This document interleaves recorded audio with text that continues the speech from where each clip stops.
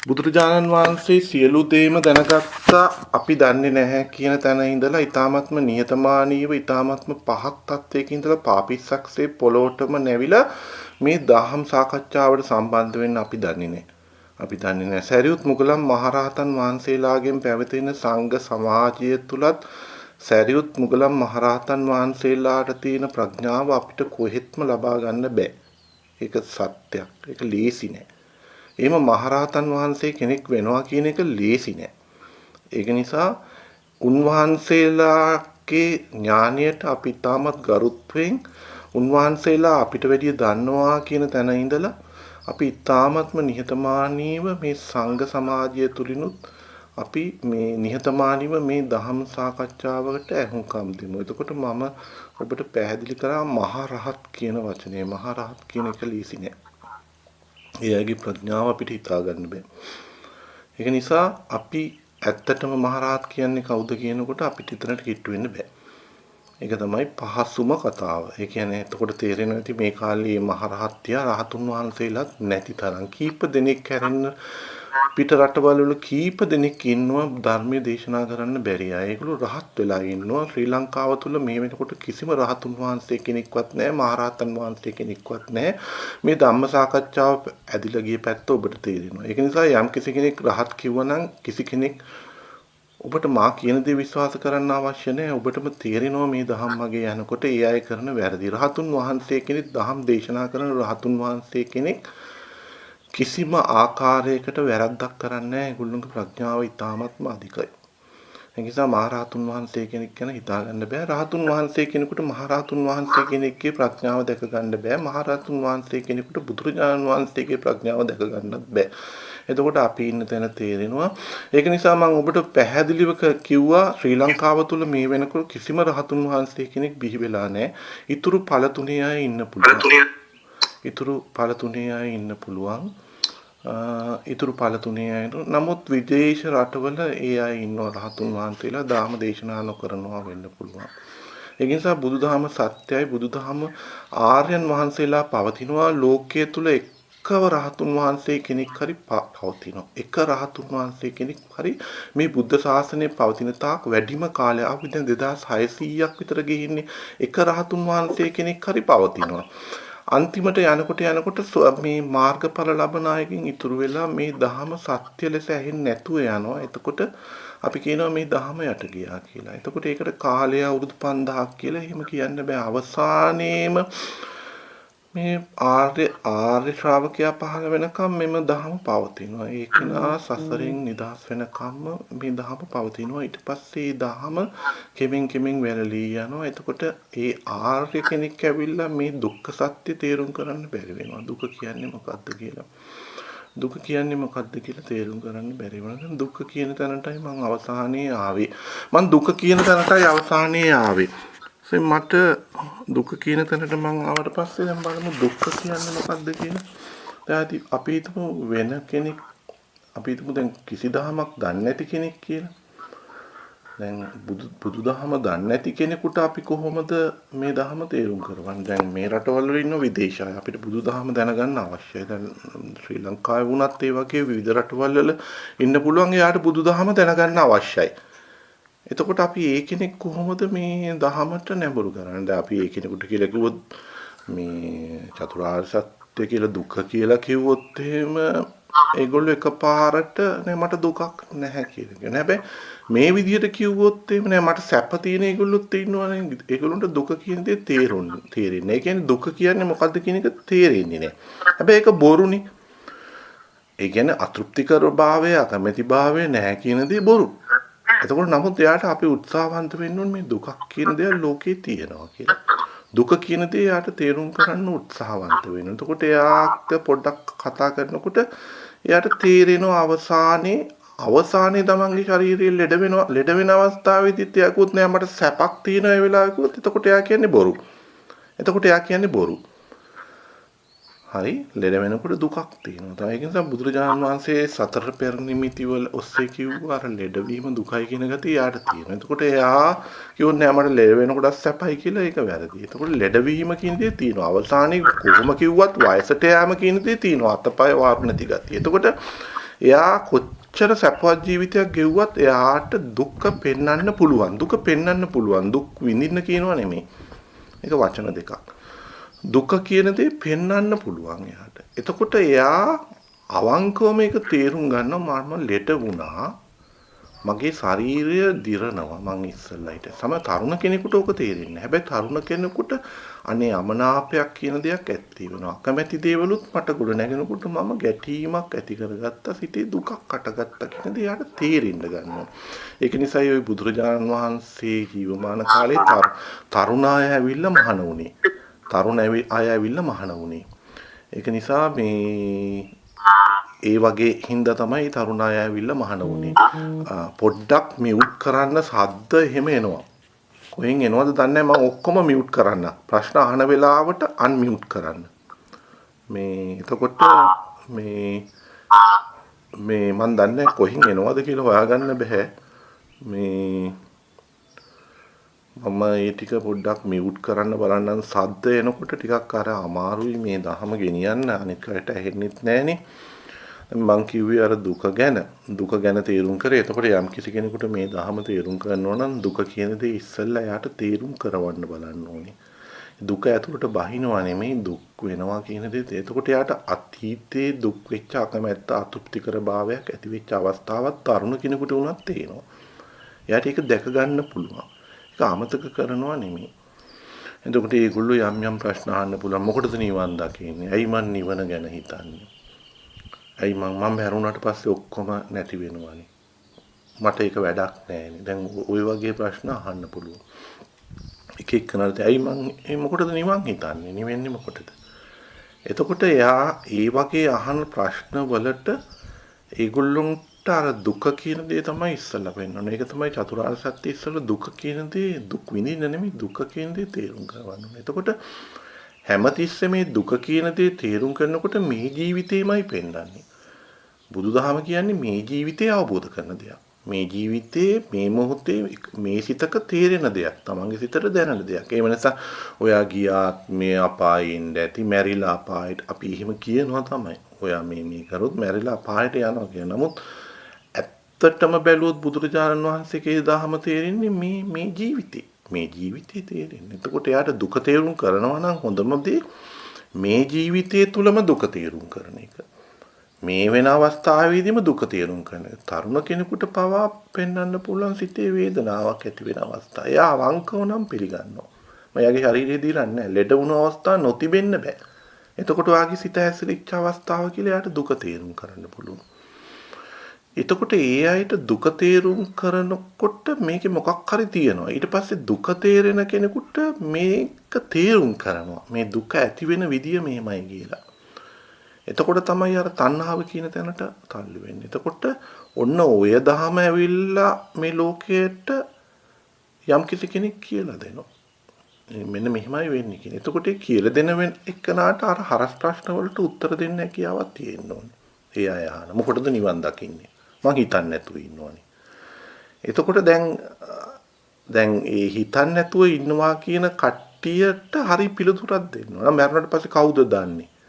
එතකොට මරණයට පස්සේ කවුද දන්නේ? මම ඔක්කොම මේවා කරනවා අපි ඉන්නකන් සන්තෝෂයෙන් ඉන්නවා. මරණයට පස්සේ අපි නිවන් දැක්කද නැද්ද කියලා අපි දන්නේ නැහැ. අපි ඉපදෙනවද කියලා දන්නෙත් නැහැ. එයා හරියට ඇහුවොත්. එතකොට ඔබට හරියට උත්තර දෙන්න බැරි වෙනවා. ඒ කියන්නේ අහන ප්‍රශ්න වලට එයාත් කියන දේ හරි වගේ තේරෙනවා. එතකොට වැනෙනවා.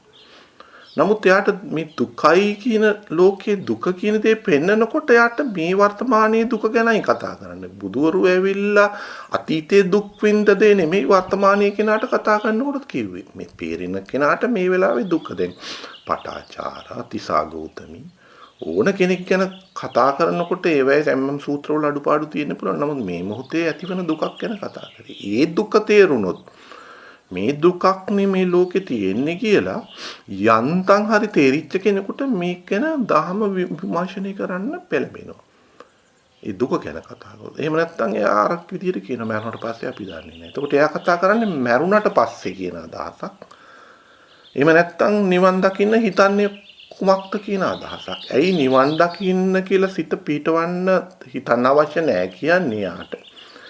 එයා සම්පූර්ණයෙන් දුකෙන් බැහැර වෙලා නෙමෙයි. එතකොට එයාට පෙන්නනවා මේ ලෝකේ දුකක් තියෙනවා කියලා.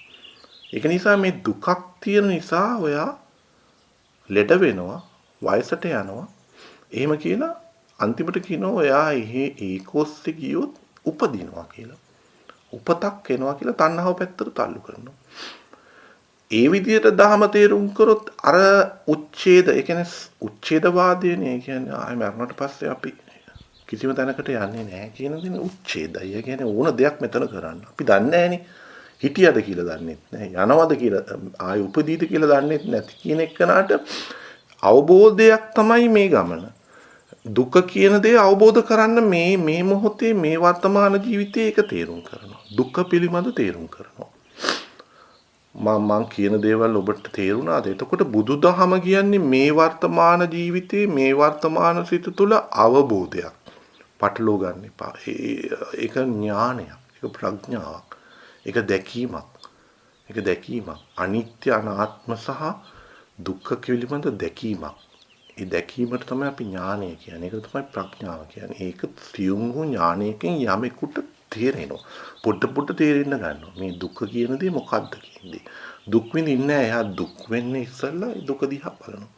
එතකොට අර කර්මය නිසා වනේ එහෙම වෙන්න පුළුවන්. කර්ම අපිට දිව කන අපිට කර්මය නිසා හම් වෙන්න පුළුවන්. හැමදේම කර්මය නෙමෙයි. හැමදේම කර්මය නෙමෙයි. එතකොට කර්මයක් රඳා පවතින හිටිය කෙනෙක්නේ. හිටිය කෙනෙක් ඉන්නවා කියලා ඇහුවොත් කරපු කර්මයකට දැන් විඳිනවා කියන අදහස එනවාමයි. හිටියා කියලා හිටියොත්. හිටියා කියලා හිතනවනේ. දැන් අපි කියමු කර්මය මට එනවා කියන තැනම හිටිය මමක් ඉන්නවා. මම කියලා එක්කෙනෙක් හිටියා. එයාට මේ කර්මය දැන් ආවා. ඕක බුදුරජාණන් වහන්සේ දකින්න කියනවා. ඕක බොරුව බව. ඕක බොරුව බව. ඕක බොරුව බව ඕන විදියට පැහැදිලි කරන්න පුළුවන්. ආයෙ පැහැදිලි කරන්නේ අපි අර ගිය සුමානේ කතා කරා වගේ මේ භවය ගැන විතරයි. මේ භවය ගැන විතරයි. එතකොට බුදුදහම කියන්නේ ප්‍රායෝගික දෙයක්. ප්‍රායෝගික දෙයක්. අපි එදිනදා ජීවිතේ යනකොට ප්‍රායෝගික දෙයක්. දැන් අපි හිතමු දැන් ඔබ ඇවිදගෙන යනවා කියලා හිතන්න. දැන් මේ උදාහරණය හොඳට හිතන්න. දැන් ඔබ ඇවිදගෙන යනවා. අපි හිතමු ඔබ පාරේ හරි කොයි හරි ඇවිදගෙන යනවා. දැන් ඇවිදගෙන යනකොට මකුළුවෙක් ඉන්නවා පාර හරහා. ඔබ දකින්නවා.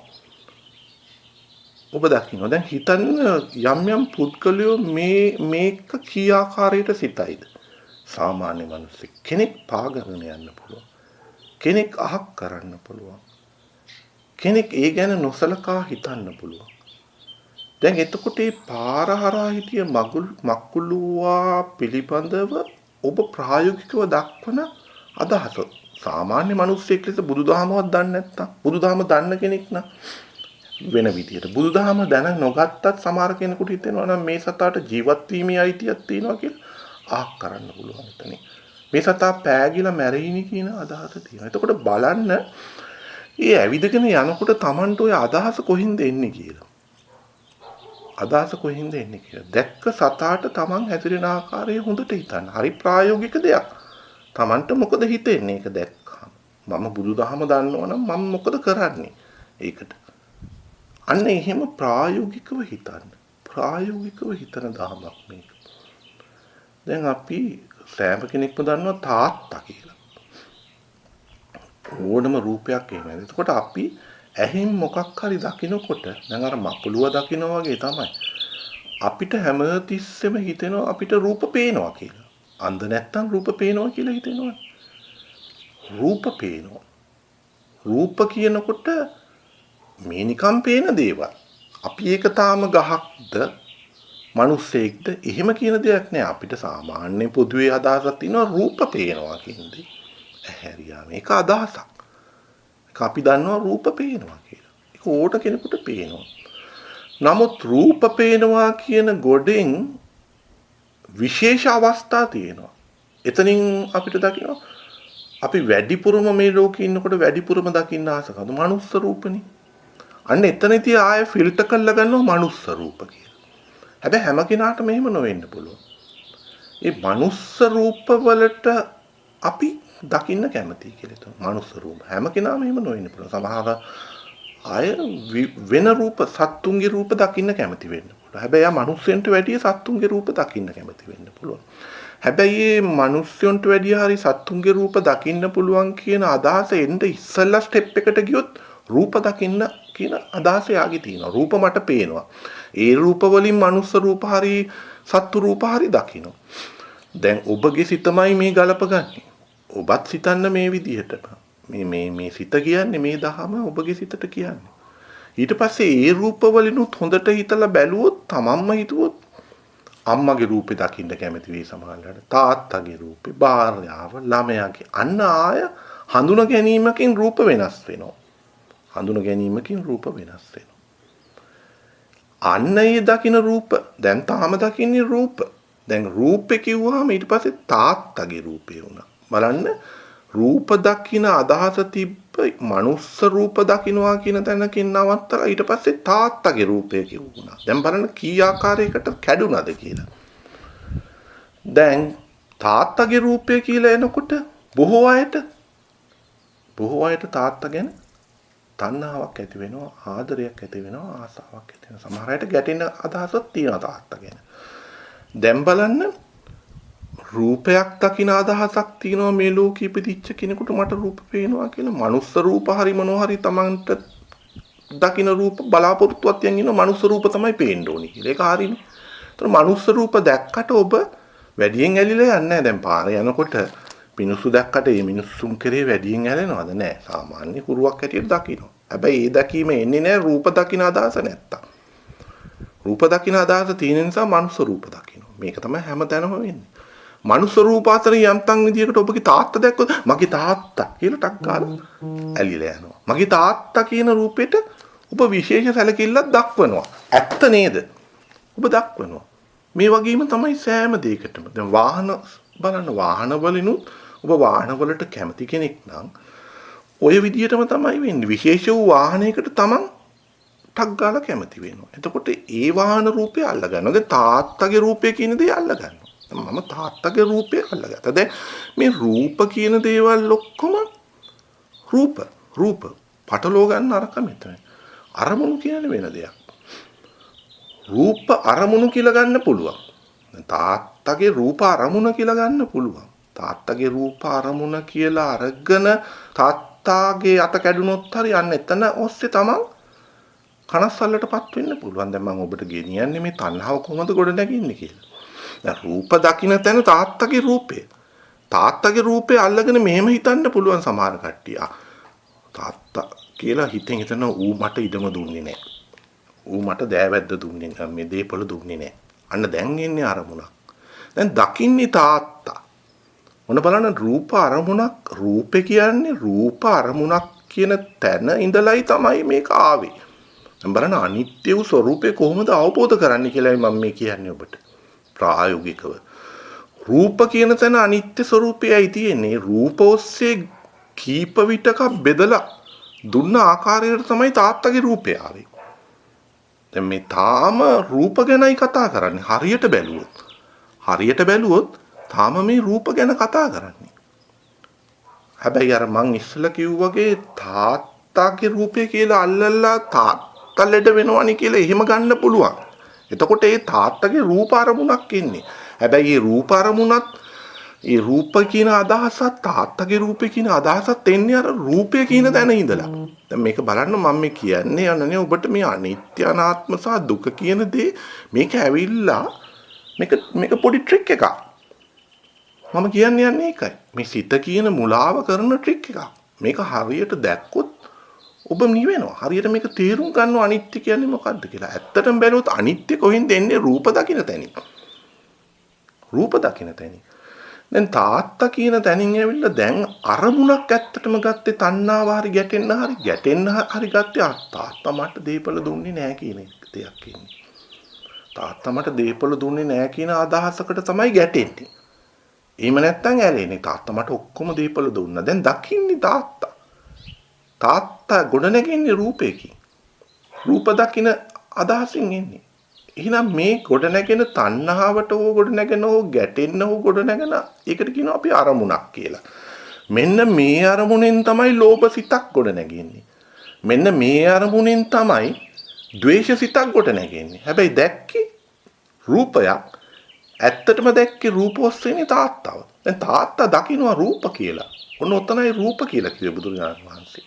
දැන් පැටලිලා තියෙන තැන් ඕවා. රූප කියලා කිව්වේ අරමුණ අල්ලන්නේ.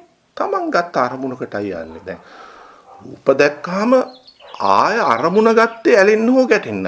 අදහස මොකද්ද? තාත්තා ඉඩම දුන්නේ නැහැ. තාත්තා මට දෑවැද්ද දුන්නා. තාත්තා මට ඔක්කොම දේපොළ දුන්නා කියන තැන ඇලීම සහ ගැටීම ගොඩ නැගෙනවා. අන්න ඒකයි සිත. ඒකයි සිත.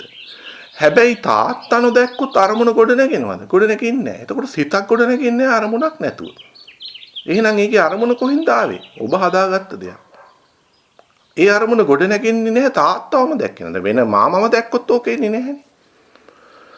මාමව දැක්කොත් වෙන දෙයක් එන්න පුළුවන්. අපි වැටට රණ්ඩු වුණානේ කියලා.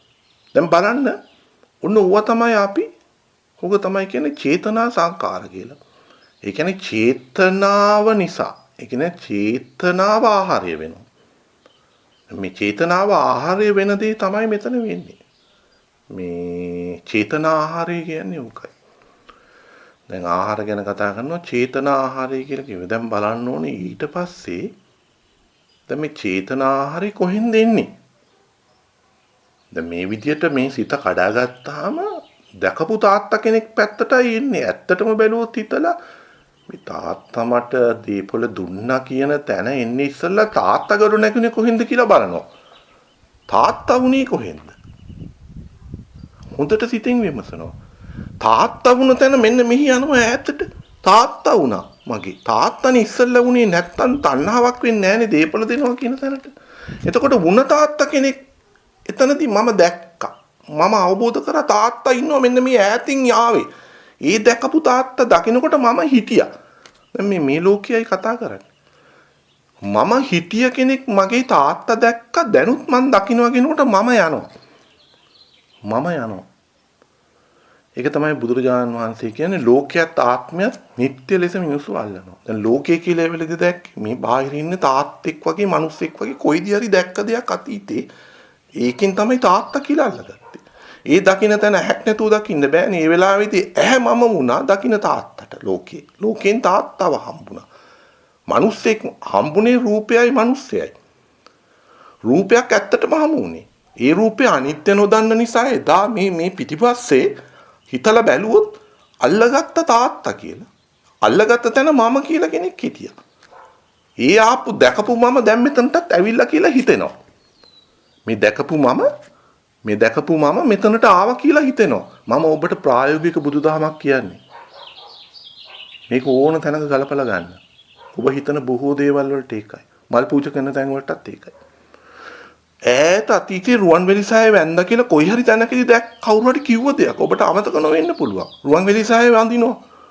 රුවන්වැලි සෑය බාහිරයි වැඳපු මම හිටියා. දැන් මෙතනත් ආපු මමක් හිටිනවා. මේක සියුම් තැනක්.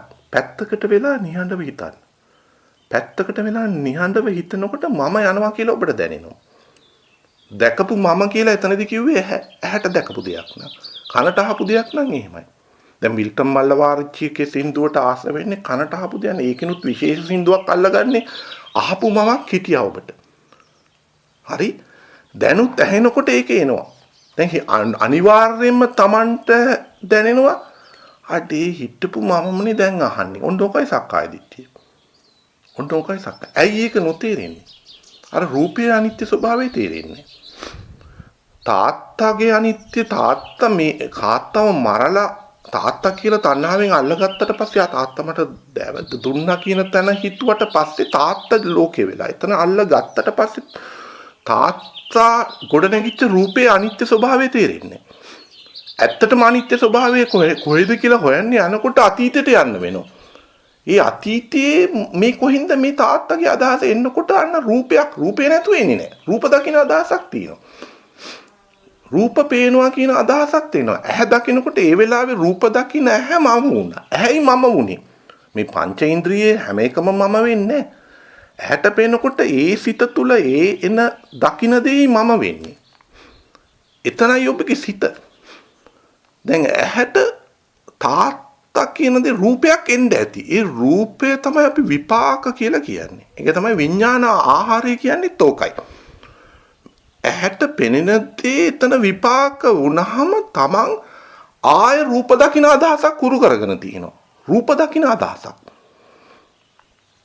එතකොට තමයි ඔන්න ඕක ඈතින් ඈතට යනවා. ආය රූප දකින අදහසක් තියෙනවා. ඕක තමයි ගියාත්මේ ඉස්සල්ලා ආත්මිකයේ රූප දකින අදහසක් තියෙනවා. ඕන කෙනෙකුට තියෙනවනේ රූප දකින අදහස. රූප දකින්න එපා කියලා නෑනේ. ඇහැ හම්බුනා නම් රූප දකින්න. රාතුන් වහන්සේත් රූප දකින්න. දැන් ඔබ මගෙන් එහෙම ප්‍රශ්නයක් අහන්න පුළුවන්. මේ යකා වුණාද මේ කියන්නේ ඇහැ තියෙනවනේ රූප දකින්න. මං කියන්නේ නැහැ කියලා. රාතුන් වහන්සේත් රූප දකින්න.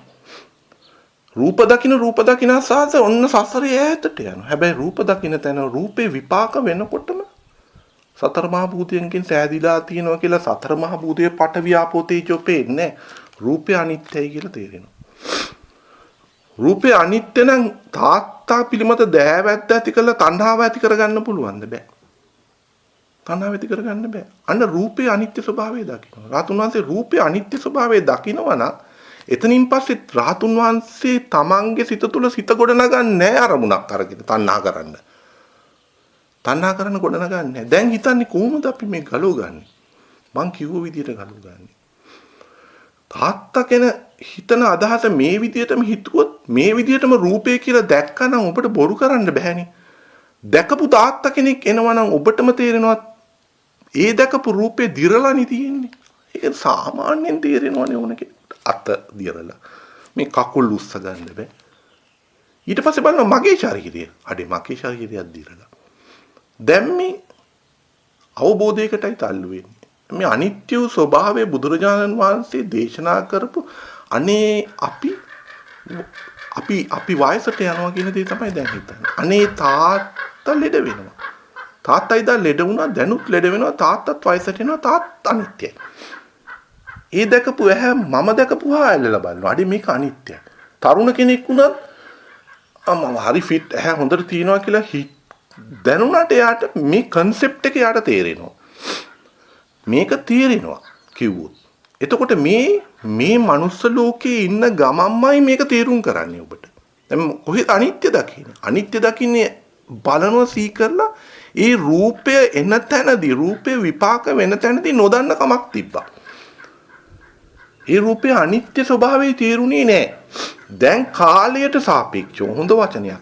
කාලයට සාපේක්ෂව ගලපනකොට ඔබට තේරෙනවා මෙන්න මේකයි නුවණින් විමර්ශනය කරනවා කියන්නේ. මොකද්ද විමර්ශනය කරන්නේ? රූපය විමර්ශනය කරන්නේ.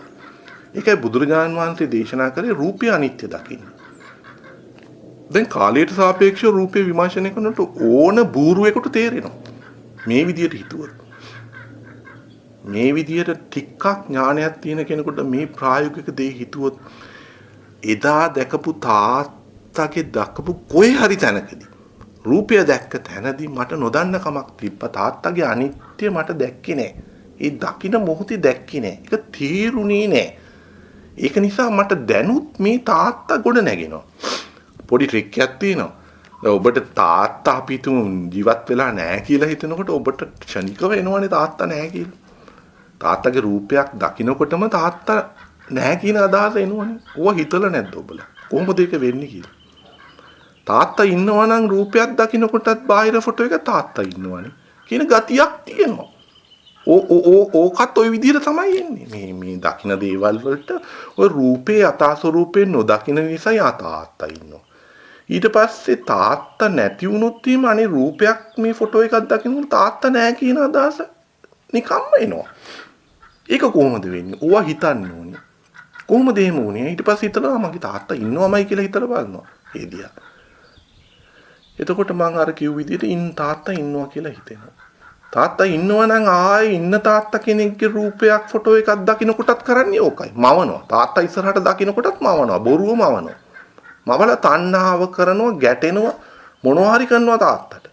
ලෝකේ හැම දෙයකම ඕකයි වෙන්නේ. එතකොට ප්‍රශ්නේ කොහෙන්ද පටන් ගන්නෙ? අනිත්‍ය ස්වභාවය නොදන්නේ. රූපේ අනිත්‍ය ස්වභාවය දන්නේ නැහැ. ඔන්න මෙන්න මේ විදිහට නුවණින් විමර්ශනය කරනකොට පැත්තකට වෙලා ඔබට මේ සිත තේරෙනවා. දැන් මේවා තේරෙන්නේ නැහැ බණ ඇහුවට. මේවා තමන්ගේ සිතට මේ විදිහට තේරුම් කරේ නැත්තම් කොච්චර බණ ඇහුවත් අනේ පංච උපාදානස්කන්ධය අනිත්‍යයි, පංචස්කන්ධය අනිත්‍යයි කිය අර අනිත්‍ය වූ ස්වરૂපය ඇතුලේ බැහැගෙනම අනිත්‍යක් හොයන්න බලනවා. බණ අහනකොටත් කරන්නේ කියලා. දැන් මේ හැමදේම බණ ඇහුවත් මේක තේරෙන්නේ නැහැ. නමුත් ඔබට මේ පැත්තකට වෙලා හිතුවොත් මේක කොහෙන්ද තාත්තා ආවේ? දැන් තාත්තා ආපු තැන ඇහැයි බාහිර රූපයයි එනකොට රූපයක් මට විපාක වුණේ. ඒ විපාක වුණු රූපය මම ඔන්න සංඥාවකින් මනුස්ස රූපයක් කියලා ඇල්ලුවා. මනුස්ස රූපයක් කියලා අල්ලපු තැනදී මට තාත්තා වුණා. ඒ තාත්තා නිසා අන්න මම හදාගත්ත දෙයක් තියෙනවා. ඒ හදාගත්ත දේ තමයි මේ අරගෙන යනවා කියලා හිතන්නේ. කරපින්නාගෙන යනවා. ඒ දැකපු තැන මමත් යනවා තාත්තා ජීවත් වෙනවා නම් තාත්තත් යනවා. මමත් යනවා තාත්තත් යනවා කියනවා අනිත්‍ය ස්වභාවය නොදන්නකම. මොකක්ද අනිත්‍ය ස්වභාවය? අර රූපේ කියන අනිත්‍ය ස්වභාවය. එතකොට රූපේ කියනකොට තාත්තගේ රූපය, මේ රූපය කියනකොට ඇහැ රූපය, තමන්ගේ රූපය ඇහැ. ඇහත් රූපය අල්ලලා බලනවා දිරනවා නොපේන්නේ නැහැ. එහෙනම් දෙන්නම දිරනවා. ඒක දැන් අවබෝධයක්. දැන් මේ ඇහැ තිබුණොත් තාත්තා කියලා අල්ලගෙන ওই විදියටම ගියොත් අනාගතේ තාත්තෙක් හම්බ වෙනවා. ඊළඟ සිතෙත් හම්බ වෙනවා. අනාගතේ කියන්නේ මැරිලා ගිහින් නෙමෙයි. තව දවස් 3කිනුත් තාත්තා සී වෙනවා. දවස් 4කිනුත් තියෙනවා. තාත්තට තණ්හා කරනකොට කවුද අඬන්නේ? තණ්හාව කළා ඇලුනොත් තාත්තා ලෙඩ වුණාම අඬන්නේ ඔබයි. අන්න දුක ඇති වෙනවා. අන්න දුක ඇති වෙන විදිය. දැන් අතීතය ගැන හිතනකොට අනාගතෙත් මේ විදියට මම රූපේ යථා ස්වરૂපේ නොදැක්කොත් අනේ ඇහැ අනිත්‍යයිනි කියලා දකිනවා.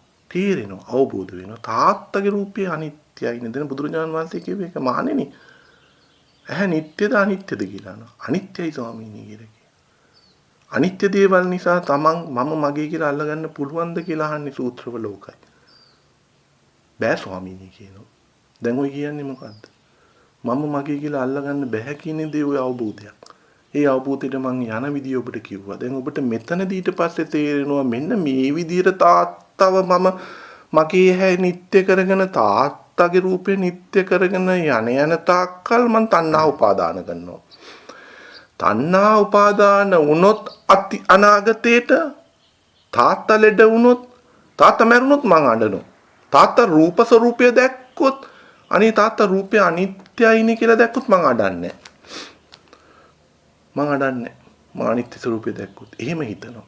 මං අඬන්නේ. තාත්තගේ අනිත්‍ය ස්වરૂපේ රූප ස්වરૂපයකින් මං දැක්කා. ඒක අනිත්‍යයි. ඒ අනිත්‍ය ස්වરૂපයකින් තණ්හා කරන්න අරමුණක් මං හදාගත්තේ නෑ. මං තාත්තගේ අනිත්‍ය දැක්කා මේ විදියට. දැක්කට පස්සේ මැරෙන තාත්තා කෙනෙක් මට නෑ. ඇයි මැරෙන තාත්තා කෙනෙක් මට නැත්තේ? මම තණ්හා කරන්නේ. තාත්තකින් තණ්හා කරපු දෙයක් නැත්තම් මට අඬන්න ඕනේ නෑ තාත්තගෙන්. මම තාත්තගේ රූපය අවබෝධ වෙලා. තාත්තගේ රූපය අවබෝධ වෙලා. ඒකයි බුදුරජාණන් වහන්සේ කිව්වේ රූපේ තීරුම් ගන්න. දැන් වේදනාව කියන්නේත් ඒකයි. තාත්තගෙන් එන වේදනාවක්. තාත්තා දැකීම නිසා ඇතිවන වේදනාවක්. පංචස්කන්ධය කියන්නේ ඒකයි. රූප වේදනා සංඥා සංකාර විඥාන කියන්නේ ඕකයි. වේදනාව ඔස්සේත් ඔබට ගලප ගන්න පුළුවන්. තාත්තගෙන් ආපු යම්කිසි වේදනාවක් තමන්ට ඇති වෙච්ච හොඳ වේදනාවක්. සතුට ගෙන දෙන වේදනාවක්. තාත්තා අපි හිතමු අතීතයේ ඔබට මතක් වුණා කියලා පොඩි කාලේ අවුරුදු 10 විතර කාලේ හොඳ ටොයි එකක් ගෙනලා දුන්නා ඔබට ඇති වුණානේ සතුටක්. ඒ සතුට හිතනවා. ඒක තමන්ට දැනෙච්ච සතුටක්. සුඛ වේදනාවක්.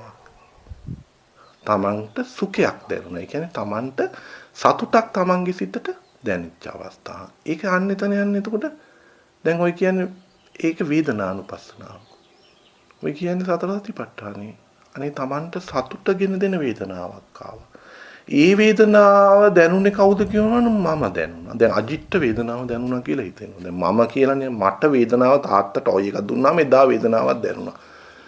දැනුත් තාත්තා දකින්නකොට මොකක් හරි එකක් ගෙනන මට මෙහෙම තාත්තා මට මොනවා හරි දෙයක් අපි කියමු කාර් එකක් දෙයි කියලා තාත්තා. එතකොටත් මට සතුටක් ඇති වෙනවා. එතකොට එදා ටොයි එක දුන්න තාත්තා නිසා මම වේදනාවක් ඇති කරගත්ත සතුටු වේදනාවක්. ඒතන දකින්න මම වේදනාව ඇති වෙච්ච මම හිටිය තිබිච්ච ටොයි එකකුත් තිබ්බා. හරි මටයි වේදනාව දැනුනේ. ඒ වේදනාවම තමයි දැනෙන්නේ කියලා නුවණින් විමර්ශනය කරනවා. අනේ වේදනාව නිට්ටයද කියලා බලනවා. වේදනාව නිට්ටය වෙන්නේ නැහැ. ඒ වේදනාව අනිත්‍යයි කියලා තේරෙනවා තමයි. ඒක දිගින් දිගටම තියාගන්න බෑ කියලා තේරෙනවා. කාලයට සාපේක්ෂව ගැලපුවොත් තියාගන්න බෑ. එතකොට ටොයි එක සම්බන්ධව ඒ වෙලාවේ සතුටු වුණා දැන් හිතලා බලනවා. අනේ මේ වේදනාව නැහැ මට දැන්. ටොයි එකකට කැමතිද දැන් නැහැ. කාර් එක දෙනකොටත් මන් දැන් වේදනාවක් ඇති වෙයිනේ.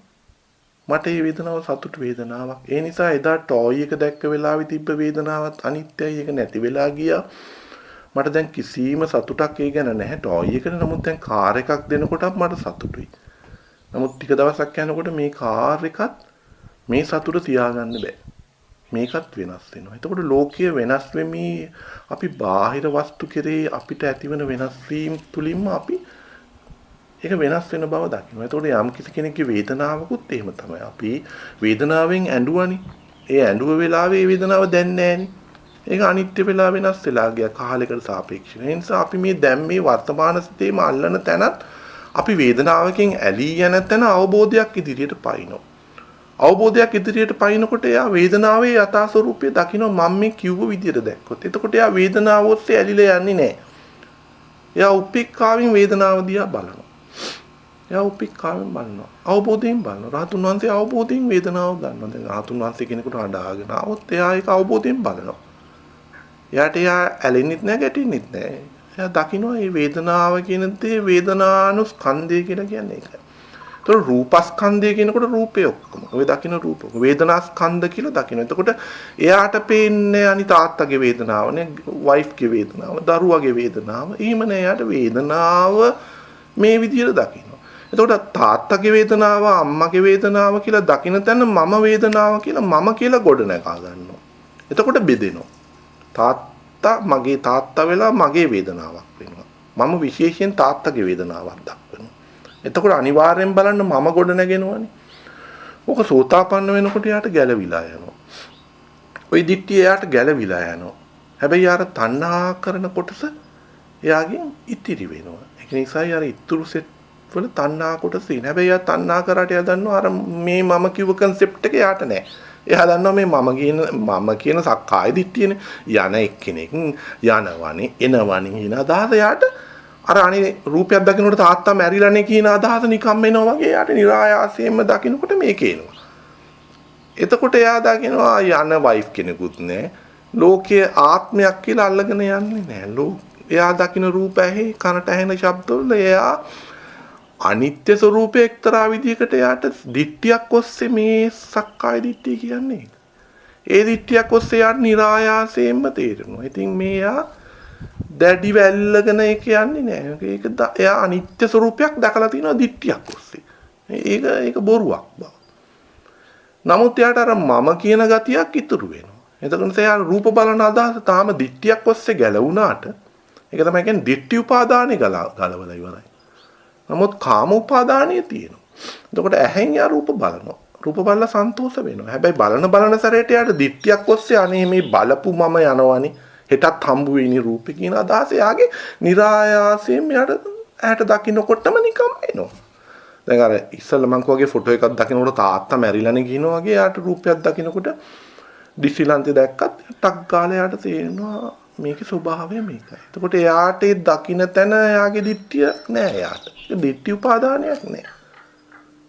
අත්වාද උපාදානයක් යාට නෑ. එතකොට මේ ලෝකේ හිර වෙච්ච තැන දිට්ඨි උපාදාන, අත්වාද උපාදාන සහ සීලප්පත උපාදාන. ওই ටික ගැලවිලා යනකොට අර සක්කාය දිට්ඨිය විචිකිච්ඡාව කියන යනවානේ. මම ඉස්සල්ලා ආත්මීතියනේ අනාගතයට යයිනි කියන ගතිය දිට්ඨි ස්වરૂපයෙන් ගැලිලා යනවා. ඒ දිට්ඨි ස්වરૂපයෙන්නේ මනස හා ස්පර්ශ වීම. ඒක ගැඹුරුව තේරුම් කරන්න ගියොත් ඔබට නොතේරෙන්න පුළුවන්. දැන් මල් පූජා කළා නිවෙනවා කියන අදහස කොහෙන්ද එන්නේ? ඒක අදහසක්. ඒක අදහසක්. දැකපු තැනකින් ආපු අදහසක් දැන් එන්නේ ඔබට. අපි හිමු කවුරු හරි මල් පූජා කරනවා කියලා අතීතයේ දකින්න නැතිනේ. ඒක දැන් ඔබට එන්නේ මනසට වදින අදහසක් හැටියට. ඒක දිට්ඨියක්. මනසට වදින අදහසක් හැටියට එන්නේ මල් පූජා කරොත් නිවෙනවා කියන අදහස. ඒක දිට්ඨියක්. එතකොට ආය ගිහිල්ලා බැලුවොත් ඔන්න ඔය තාත්තා දකින්න විදියටම ওই දිට්ඨිය කොහෙන්ද එන්නේ කියලා බලනවා. එතකොට ආය මම හම්බ වෙනවා. ඇත්තට මේ දිට්ඨිය අල්ලගෙන ඉන්නේ ආස්වාදයක් විඳිනවා. ඇත්තටම මල් පූජා කරලා ඔබ ආස්වාදයක් විඳිනවනේ. ඒ ආස්වාදය හොයාගෙන යන්නේ. ආස්වාදයක් ඇති තැන නොදන්නකමත් එක්ක ඉන්නේ දිට්ඨිය. අතීතේ මල් පූජා කරලා රුවන්වැලි සෑය වැන්දොත් අපි ගොඩ. ඒක අදහසක් එන්නේ. එතකොට ඒ රුවන් බලන්න පස්සට ගිහින් කොහෙන්ද ඕක එන්නේ කියලා. ඒ එන තැන මම ඉන්නවා. අදහස එන්නේ මම කියලා අල්ලගෙන එනවා මම ආස්වාදයක් නිසායි එන්නේ. ඒකට තමයි කියන්නේ උපාදාන වෙනවා කියලා. ඕක බලනකොට සැඟවුණු තැන රුවන්වැලි සෑය වදිනවා කියන තැන සැඟවුණු තැන තියෙන ආස්වාදයක් විඳින්න තියෙන ඒ අදහසේ. හිතෙනවා රුවන්වැලි සෑය අල්ලගෙන වැන්දොත් මම දිව්‍ය ලෝකෙ උපදී. අවසාන මොහොතේ. එතන තියෙනවා තණ්හාවක්. පොඩි තණ්හාවක් තියෙනවා. ආස්වාදයක් තියෙනවා ඒකේ. ඒ අදහස ඇතුලේ හැංගිලා බලන්න. බුදුදහම කියන්නේ ආස්වාදයක් නෙමෙයි අතෑරෙන පැත්තට සිතනවා. අනිත්‍ය ස්වરૂපේ හිතනවා. දකින්න රුවන්වැලි සෑය ඔස්සේ අනිත්‍ය ස්වરૂපේ. තාත්තගේ රූපේ වගේ රුවන්වැලි සෑය. ඔක ඇතුලේ ධාතු තියලා අල්ලගන්නේ කවුද? ධාතු ගැන නොදන්න කම. මවල දීලා තියෙන්නේ. ඒකත් අදහසක්. දැන් ඔබට හිතුණා තෝක ඇතුලේ ධාතු තියෙනවා. මම වඳිනවා බුදුරජාණන් වහන්සේගේ සර්වඥතා ධාතු කියලා අපි වන්දලා තියෙන්නේ. ඔක වඳින තැන එන්නේ දිට්ඨිය. තාත්තගේ රූපේ වගේ තමයි එතනක් තියෙන්නේ සතර මහා බුදු. අනිත්‍ය ස්වરૂපයෙන් ඒක බැලුවොත් අදහස දකින්න රුවන්වැලි සෑය මම වැන්දා කියන අදහස සර්වඥතා ධාතු වැන්දාම අන්න ආයේ ලෝභයක් හදාගන්න තමයි එන්නේ. ආස්වාදයක් විඳින්නයි සැඟවිලා තියෙන්නේ. නොදන්න කම නිසා. සර්වඥතා ධාතු වල අනිත්‍ය ස්වરૂපේ නොදන්න තම නිසා. බණ්ඩි ගෙඩිය ඇතුලේ තියෙන එක තාම අල්ලගෙන එනවා. එන්නේ මොකටද කියලා හැවුවොත් හිතට වංචා කරගන්න එපා. පොවලා තියෙන්නේ අපි ගිහින් දිව්‍ය ලෝකෙ උපදිනවා. අන්තිමට වැන්දොත් දිව්‍ය ලෝකෙ උපදිනවා. දිව්‍ය ලෝකෙ නෙමෙයි උපදින්නේ අනිත්‍යයි කියලා දකින්නදී. තාත්තගේ රූපේ දැක්කා වගේ තමයි කිසි වෙනසක් නැහැ. පඨවි ආපෝ තේජෝ වායු වලින් තමයි මේ මගුලත් හැදිලා තියෙන්නේ. එහෙම හිතුවොත් ඔබ මේ විදියට තාත්තගේ විදියට හිතුවොත් දකින්න තැන ඉඳලා ඈතට ගිහින් හිතුවොත් දැන් එන්නේ අදහස. දැන් තාත්තා කියලා අදහසනේ එන්නේ.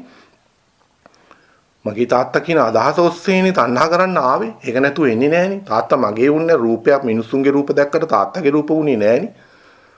තාත්තගේ රූපය කියලා හඳුනගත්තාම තමයි තමන්ට තණ්හා කරන තැනට ආවේ. මට දෑවැද්ද දුන්නා කියලා. දැන් බලන්න රුවන්වැලි සෑය කියන එක සර්වඥතා ධාතු කියන දේ අල්ලගෙන එන තැන නොදන්න කමක් එතන තියෙනවා. ඒක අල්ලගෙන දිගටම ආවොත් ඇත්තටම සැඟවිලා බැලුවොත් ඒකත් තණ්හාවක්. තණ්හාව කොයිද සැඟවිලා තියෙන්නේ? හිතෙනවා හිතේ එක්ක හිතනවා මං නිවන් දකි කියලා. මේක ඇදහැවුවොත් මං නිවන් දකි.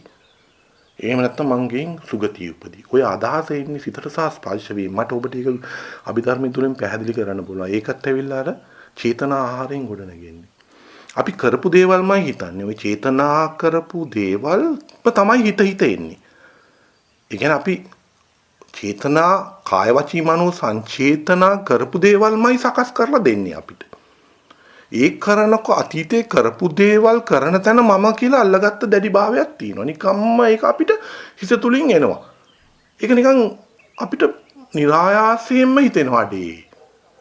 එන්නේ ආහාරයකින් තමයි මේක යන්නේ. මේ සිත ආහාරයකින් අපි කන බොන ආහාරත් ඕනේ සිතට. සිතක් පවත්වාගෙන යන්න ශරීරය පවත්වාගෙන යන කන බොන ආහාර ඕනේ. එතකොට මේ චේතනා කියන දේත් ආහාරයක් වගේ පෙන්නනවා. මේ එළියෙන් එනවා. නිකන් තමන්ටමයි ඒක දැනෙන්නේ. එතකොට කොහෙදින් ওই චේතනා ආහාරය එන්නේ කියලා අතීතේ ගිහින් බැලුවොත් අන්න එහෙම හිතනවා. ඔන්න ඔය මම කරපු කාය වචී මනෝ සංචේතනා මේ භවයේ වෙන්න පුළුවන්. අතීතේ වෙන්න පුළුවන්. ඒක වැඩක් නෑ අපිට. මේ විදියට හිතනවා මං ඔයා ඉස්සල්ලා කරපු දැන් රුවන්වැලි සෑය ගැන හිතපු චේතනාවක් නෙන්නේ. ඒක චේතනාව ආහාරයක් හැටියට ඇවිල්ලා මෙතනින් දෙනවා. නිකන් හිතනවා වටේ සිත ගොඩ නැගෙනකොට ඌ පම්ප් කරනවා. නිරායාසයෙන්ම ඇදිලා යනවා අඩේ. ඔව් සුගතිය යනවනේ. ඒ අදහස අරමුණෙන් ආයෙ හිතනවා. ආයෙ සිත ගොඩ නගනවා. ඒ සිත ඇතුලේ තියෙන තණ්හාවක්. ආස්වාදයක් තියෙන්නේ. කඩලා බලන්න හොඳට. කඩලා බලන්න. මේ දහම අපට කියලා දුන්නේ නැහැ. මේ දහම අපි ඉස්සෙල්ලා මේ ධර්ම සාකච්ඡාවට ඉස්සෙල්ලා කතා කරා වගේ පඬිවරු කියලා දුන්නේ නැහැ. පොත් ලියපේ වුණුත් කියලා දුන්නේ. දන්නේ නැහැ. කියලා දෙන්න දන්නේ නැහැ මේ විදිහට. එක්ක සැකයි. එක්ක බයයි. එක්ක දැනගත්ත අවලාද වලට අහුවෙයි කියලා. අපි බය නැහැ. මම බය නැහැ. මෙහෙම කියන කට්ටියක් ඉන්නවා තාම. මේක තමයි සත්‍ය දහම. හැබැයි හැම කෙනාම සත්‍ය දහම කියලා කිව්වට ඔබ කියනකොට හැම එකම කියන්නේ සත්‍ය දහමනේ කියලා. ඔබගේ සිතයි ඒක තෝරගන්නේ. ඔබට මේක තේරුණොත් ඔබ දන්නවා මේ සිත හැසිරෙන විදිය. මේ සිත හැසිරෙන විදිය ඔබ තේරුම් ගත්තොත් ලෝකේ කවුරු ඇවිල්ලා කිව්වත් සත්‍ය දහම කියලා ඔබ පිළිගන්නේ නැහැ. මම කිව්වත් පිළිගන්නේ. ඔබ හරියට මේක දැක්කොත් ඔබ මේක හරියට නොදකින තාක්කල් මම කියන දේත් ඔබට බොරු වෙනවා. මම ඒකයි කියන්නේ බුදුරජාණන් වහන්සේගේ ධර්ම ප්‍රායෝගිකයි. ඒකේ ඒ සිත තියෙන කෙනාට අවබෝධයක්. බුදුරජාණන් වහන්සේ ඒකයි කිව්වේ. ඔබ ඇවිල්ලා මේක ඔබ සිත තුළින් මේක අවබෝධ කරගන්න බලන්න. ඒක තව කෙනෙකුට පෙන්වන්න පුළුවන් මේ විදිහටයි වෙන්නේ කියලා. ඒ වුණාට තමාට අවබෝධය ඇති නොවෙන තාක්කල් මේක තේරෙන්නේ අර පාරේ යනකොට මකුළුවෙක් හිටියා වගේ. හිතන්න මේ ලෝකේ මොකද්ද අපි කරන්නේ කියලා. දුක් වෙන්නේ නැතුව හිතනවා. මේ විදිහට හිතනවා. මේ කොහෙන්ද මේක එන්නේ? කොහෙන්ද මේක එන්නේ? සත්තු මරන්න නැතිදී කොහෙන්ද එන්නේ? ඒ සතාට ජීවත් වෙන්න අයිතියක් තියෙනවනේ. ඌටත් අයිතියක් තියෙනවා පාරේ ඉන්න. ඌව මරන්නේ ඇයි? උගේ අයිතිය උදුර ගන්න Tamanට තියෙන ඌ එතන ඉන්නවට අකමැත්තක්. ඌට ජීවත් වීමේ අයිතියට කැමති නෑ. ඇත්තටම සියුම්ව හිතුවොත් ඌව මරන්නේ ඒකනේ. ඌ ඉන්න ඕනේ නෑ. එහෙම හිතන්නේ නෑ මිනිස්සු. ඒතකොට සත්තු මරන්නේ ඇයි? ඌට ජීවත් වෙන්න තියෙන අකමැත්තෙන් මරනවා. එහෙම නැත්නම් කන්න ඕන නිසා මරනවා. කන්න ඕන නිසා මරනවා සත්තු. එහෙම නැත්නම් ඌට ජීවත් වීමේ අකමැත්ත නිසා මරනවා. එතන මරණ තැන බලන්න කවුද මැරුවේ කියලා. දැන් මරණ ටික වෙලාවකින් මක්ලුව මරලා බැලුවාම මරණ කෙනෙක් හිටියා. මම කියලා අල්ලගත්ත නිසානේ මරන්නේ. දැන් එතකොට වැරදි විදියට Taman සංචේතනාවක් ගොඩනගා ගත්තා. කුසලයක් එතන ගොඩනගා ගත්තා. අපුණ්‍යාභි සංකාරයක්. සතා මැරුවා. මරණ තැන දැඩිව අල්ලගත්ත මම මැරුවා කියන දේ. ඊළඟට ඒක මොකද වෙන්නේ? ඒක විපාක වෙනව නෙමෙයි. මනසට ඒක එන්නේ. ආහාරයක් කියන්නේ චේතනා ආහාරය කියන්නේ ඕකයි. ඒක ආහාරයක් හැටියට එනවා. චේතනා ආහාරය ප්‍රත්‍ය වෙනවා. ආහාර ප්‍රත්‍ය එක කොටසක්. ඒක අර මම කිව්ව විදිහට නිකං සිතේ දෝංකාර දෙනවා. නිකං සිත තුල තියෙනවා සත්තු මරනවා කියන ගතිය. දැන් සත්තු මරනවා කියන ගතිය සිතේ තියෙනවා. ඊළඟට දකින්නවා අපි හිතමු මුවෙක් දකින්නවා. මුවෙක් දකින්නවා කියලා හිතමු. දැන් මුවෙක් දැක්කහම සමහර කෙනෙක් මුවන්ට ආසනම් අර සත්තු මරණ ගතිය එන්නේ නැහැ. එයාගේ මකුළුව මරණ ගතිය නොෙන්න පුළුවන්. මුවාට ආදරය කරන්න පුළුවන්. හැබැයි දකින්නේ සතෙක්ව දකින්නේ. ආය අර රූපය ඔස්සේ අනිත්‍ය මෙනෙහි කරන්න පුළුවන්. ආය රූපය ඔස්සේ අනිත්‍ය මෙනෙහි කරන්න පුළුවන්. දැන් සත්තු මරණ තැන මං කිව්වේ. දැන් මේ අදහස එන්නේ අර හුරුවක් එක්ක එන්නේ. ඒක පුරුදු කරපු සංචේතනාව. දැන් අපි කියමු මරණ කෙනෙක් හැම කෙනාම සත්තු හැමම එක්කනම මරන්නේ නැහැ නේ. මුවා සමහරවිට මේ මිනිස්සු මරන්නේ නැති වෙන්න පුළුවන්. අතපත ගන්න පුළුවන්. එතකොට ඒ සතා ඔස්සෙත් එයාගේ අදහස බෙදිලා යයි. මකුළුව දැක්කොත් මරන්න පුළුවන්. අර මං සමහර වෙලාවට කියනවා අපේ ගෙවල් පැත්තේ දවස්වල හිටියා මේ ලාල්. මට හොඳට මතකයි ලාල්. ලාල් එහෙමම සත්තු මරන්නේ. හැබැයි ලාල්ට පූස පෙන්වන්න බෑ. ලාල් එක්ක අපි ක්‍රිකට් ගගා ඉන්නකොට පූසෙක් දැක්කොත් ලාල්ට හුරුවක් තියෙනවා. පොල්ලක් උස්සන් ගින් හරි ගලක් ගින් හරි ඌට ගහන කම්ම ලාල්ට 100ක් නෑ. ලාල්ගේ ඇහෙන් පේන්නේ නැති තාක්කල්. දැන් ඒ ලාල්ට ඒ ගතිය එන්නේ මං කිව්වේ අර චේතනා ආහාරයක් නිසා. ඒක විපාක කියලා ගන්න එපා. විපාක වෙන්නේ ලාල්ට පූසගේ. ඇහැට දකින්න පූසගේ රූපය. හැබැයි දැක්කොත් දැක්ක තැන බාහ්‍ය දැක්කොත් දැක්ක තැන විතරයි කියලා කියනවා. රූපය දැක්ක තැන එච්චරයි. ඒක විපාක ආහාරය. ඊට පස්සේ මනසටයි යන්නේ. මනසට ගියහම තමයි ওই සංචේතන ආහාරය එන්නේ. චේතන ආහාරය එන්නේ එතනදී.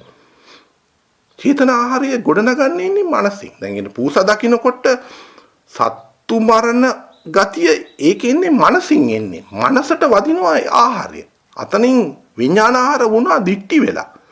දැක්ක තැන විපාකයි. විඥාන ආහාරය. ඔක්කොම දකින්නවා. එයාගේ මනසට ගියාට පස්සේ අන්න චේතන ආහාරය එනවා. එයා හුරු කරපු චේතනාවක් එන්නේ එතන. ඒ චේතනා හුරු කරපු එකක් එතනදී එන්නේ. ඒ චේතන ආහාරය අර මං ගිය සුමානේ කිව්වා වගේ ප්ලේට් එක තියලා දෙනවා මේක කරපන් මේක කරපන්. ඉතින් ලාල් කරන්නේ අර ගල් අරගෙන ගහන්න දුවනවා. ලාල්ගේ සිතේ වෛරයක් තියනවද නැද්ද කියලා අපි දන්නේ නැහැ. ලාල් ගහනවා ක්‍රියාවකින්. ලාල් හුරු කරපු විදිහක් තියෙනවා. දැන් ලාල් ගලක් අරන් යනවා තාම යනවා. ගහන සිත ක්‍රියාසිත. ලාල්ගේ සිත මම ඕක පැහැදිලි කරා ඔයිට ඉස්සෙල්ලා මිනිමරණ මිනිස්සු ස්විච් එක දාන්නේ මිනිහට වෛරයක් නැති වෙන්න පුළුවන්. අපිට ඉතින් ලාල් වෛරයෙන් යනවා කියලා. අපි දන්නේ නැහැ ඒක. කේන්ති සිතෙන් ගහන්න බෑ. ගහන එක ක්‍රියාසිතක්. ගහන සිත කේන්ති එක චේතන ආහාරයක් කරන්න පුළුවන්. ඒ චිත්ත පරම්පරාවේ හොඳට මේක හිතලා බලන්න ඔබටත් කරන්න පුළුවන්. ඔබටත් කරන්න පුළුවන් මේක. මේක සිතේ මේ පොත නෙමෙයි කියන්නේ. එතකොට වෛරී සිතක් නොවෙන්න පුළුවන් මරණ කෙනාට. ඒක තමයි අර කියන්නේ මෙන්න මේ චේතන ආහාරය කියලා. දැන් චේතන ආහාරය කියනකොට දැන් මිනිස්සුන්ගෙන් මැරුවාම අහනවා වෙඩි තියලා ඔක්කොම අපිට හිතෙන ඌ ඇවිල්ලා මේ වෙඩි තිබ්බේ මිනිස්සුන්ට වෛරයෙන් කියලා. ඊට පස්සේ උසාවියට ගියාම එයා කියන්නේ අන්න චේතන ආහාරය. එයා ඇත්තටම ක්‍රියාසිතෙන් වෙඩි තිබ්බේ චේතන ආහාරය. එයා චේතන ආහාරය ගැන තමයි එතනදි කතා කරන්නේ. එයා කියනවා මට දෙවියන් වහන්සේගේ කිව්ව දෙයක් ඇහුණා. එහෙම නැත්නම් අර ශාස්ත්‍රවරයෙක් කිව්ව දෙයක් මට දැනුණා. ඒක නිසා මම මේ මිනිස්සු මැරුවා. අපිට හිතුනේ වැඩිපුරම වෙන්නේ කේන්ති සිතෙන් මැරුවානේ. ඒතකොට කේන්ති සිතක් වුණ තැන ඒ අදහසින් තමයි අර වෙඩි තිබ්බ කියන දේ තමයි අපි දන්නේ. නමුත් උසාවියට ගියාම ඌ ඇත්ත කියන්නේ. මට දෙවියෝ කිව්වා වෙඩි තියන්න කියලා. දැන් මිනිහා සතුටින් ඇවිල්ලා කරන කොහොමද ඇහුවකන මිනිහා හරි කෑ ගැහුවෙත් නෑ හරි රිලැක්ස් එකේ අපිට වෙඩි තිබ්බා බේරිච්ච කට්ටිය කියනවා. එතකොට එයා උසාවියේදී කියන්නේ අන්න චේතන ආහාරය යාව හදලා දුන්නා. ඒ චේතන ආහාරය කොහොමද එයාගෙන් ආවේ? අර එයා අල්ලගත්ත වැරදි දිට්ඨියක් එයාලා සිත තුල තියෙනවා. හා දෙවියෝ කියනවා මෙහෙම කට්ටියක් හිටියා මරන්න. මැරුවොත් දැන් අඟුලිමාලටත් ඕක තමයි වෙන්නේ නැත්තේ. දැන් බුදුරජාන් වහන්සේ මේක දන්නවා. දැන් එයාට හිතෙනවා දෙවියෝ එයා පුරුදු කරලා තියෙනවා. දෙවියෝ මෙහෙම දැක්කම මරන්න කියනවා. දැන් සමහර ආගම් වලත් ඒකනේ කියන්නේ මිනිස්සු ටික මරලා දාන්න කියලා බෝම්බ තියලා හරි. ඒ දෙවියන් වහන්සේ කිව්ව ස්වර්ගයට ගෙනියනවා කියලා කිව්වා කියලා හිතෙනවා. දැන් ඒක අදහසක් නේ ඔය ඇවිල්ලා බෝම්බ තියන්නේ ඒකනේ ඔය පල්ලි වලට එම් බෝම්බ තියන්නේ ඒගොල්ලෝගෙන් ඇහුවොත් එහෙම මැරෙන්න ඉස්සෙල්ලා මට දෙවියන් වහන්සේ කිව්වා කියනවනේ ඒකත් ඇවිල්ලා දිට්ඨියක්. ඇවිල්ලා මේ දිට්ඨියකින් අල්ලගෙන. එතකොට ඒක ඇවිල්ලා චේතන ආහාරයක්. එතකොට එයාගෙන් ඇහුවොත් එම කේන්තියෙන්ද මැරුවේ කියලා නෑ මට දෙවියන් වහන්සේ කිව්වා. එතකොට ඒ කියන දේ මනසට ආවේ ඒක තමයි ආහාර ප්‍රත්‍ය. චේතන ආහාරය ප්‍රත්‍ය වුණා. චේතන ආහාරය ප්‍රත්‍ය වුණා. එතකොට එයා ඒක වැරදි දිට්ඨියකින් එයා ක්‍රියාසිතකින් තමයි මරන්නේ. වෙඩි තියන්නේ ක්‍රියාසිත. ඒක ක්‍රියාසිතක්. ඒක ක්‍රියාවක්. වෙඩි තියන්නේ. එතකොට සිතයි අපි චේතනාවයි අපිට කර්ම සකස් වෙන්නේ. අර වෙඩි තියන එක නෙමෙයි. වෙඩි තියන එක නෙමෙයි. චේතනාවයි කර්ම සකස් කරන්නේ. ඒ චේතනාව කර්ම සකස් කරන තැනට අර ආහාරයෙන් පෝෂණය නොවුනොත් චේතන ආහාරයෙන් පෝෂණය නොවුනොත් දෙවියන් විසින් කියනවා කියන චේතන ආහාරයෙන් පෝෂණය නොවුනොත් අර චේතනා සිත ගොඩ නැගෙන්නේ නැහැ. වෙඩි තියන්න ඕනි කියන අදහස. ඒක නිසා අර ක්‍රියාව වෙන්නේ නැහැ. ඒක නිසා අර ක්‍රියාව වෙන්නේ නැහැ. ඒක නිසා යාගේ සිත ගොඩ නැගෙන විදිය වැරදි දිට්ඨියකින් එයා ඒක අල්ල ගන්නවා. වැරදි දිට්ඨියකින් අල්ලගෙන ඒක දිට්ඨිය උපාදාන කරනවා.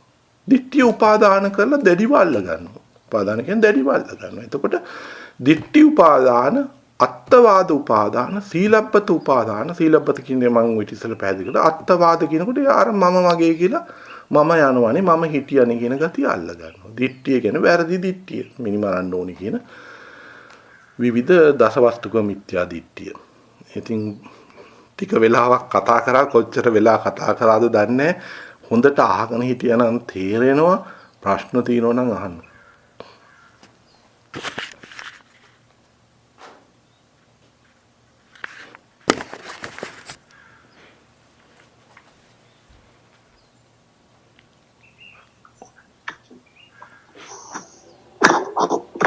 අජිත් මේ හුරු කරපු විදිහක් තියෙනවා කියලා කියන එක චුට්ටක් විස්තර කරන්න පුළුවන්ද? ඒ කියන්නේ යම් කිසි කාලයක් ඒ කියන්නේ කවදෙන්ද හුරු කරපු දෙයක්ද ඒක? ඒක දන්නේ නැහැ. ඒ කියන්නේ කොහොමද එතකොට හුරු කරපු විදිහක් වෙන්නේ? දැන් හුරු කරපු විදිහක් කියලා වෙන්නේ දැන් අපි ඒ හුරු කරපු විදිහක් කියලා මම ඔයාලට කාලය මේ කාලය වෙන්නත් පුළුවන්. හරි එහෙම නැත්තම් ගිය ආත්ම ගානක හුරු කරපු විදියක් වෙන්නත් පුළුවන්. ඔයාට තේරුණාද? එතකොට ඒ කියන්නේ ගියාත්මක හිතපු මමම මේ ආත්මෙ ඉන්නවද? එහෙම හුරු කරපු විදියක් තිබුණා නම්. ඔව් දැන් මෙහෙමයි. මම දන්නේ ඔයා ඒ සාකච්ඡාවට හිටියද කියලා. මේකයි කන්සෙප්ට් එක. මේකයි වෙන්නේ දැන් මම කියලා සිත තුල අල්ලනකොට දැන් මම ඔයා අහන්නේ ගියාත්මේ හුරු කරපු විදියද කියලා දන්නේ නැහැ. මම ඔයාලට පාවිච්චි ගියාත්මේ හුරු කරපු දේවල් මේ ආත්මෙට එන්න පුළුවන්ද? පුළුවන්. අර ඔයා අහලා ඇති එක ස්වාමීන් වහන්සේ කෙනෙක් රහත් වෙලත් හරකෙක් වගේ කනවා. හරි ආය කාලා වමාරනවා.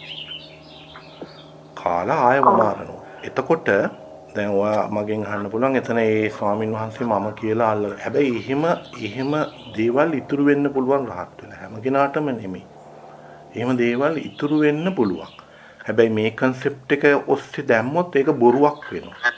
ඒ නිසා එහෙම වෙන්න පුළුවන්. දැන් ඔයා මට කිව්වොත් මම ඔයාට කිව්වොත් නෑ ඔයා දැන් මම ඔයාට කිව්වා අපි අහන්නෙත් ඒකයි. හැබැයි එහෙම වෙන්න පුළුවන්. ඒ කියන්නේ මම කියන දෙයක් ගියාත්මේ අල්ලගත්තා නම් මම පුරුදු කරා කියලා හිතනවා. දැන් අපි හිතමු ඇත්තටම අපි ගියාත්මේ පුරුදු කරා කියලා හිතනවා කියලා.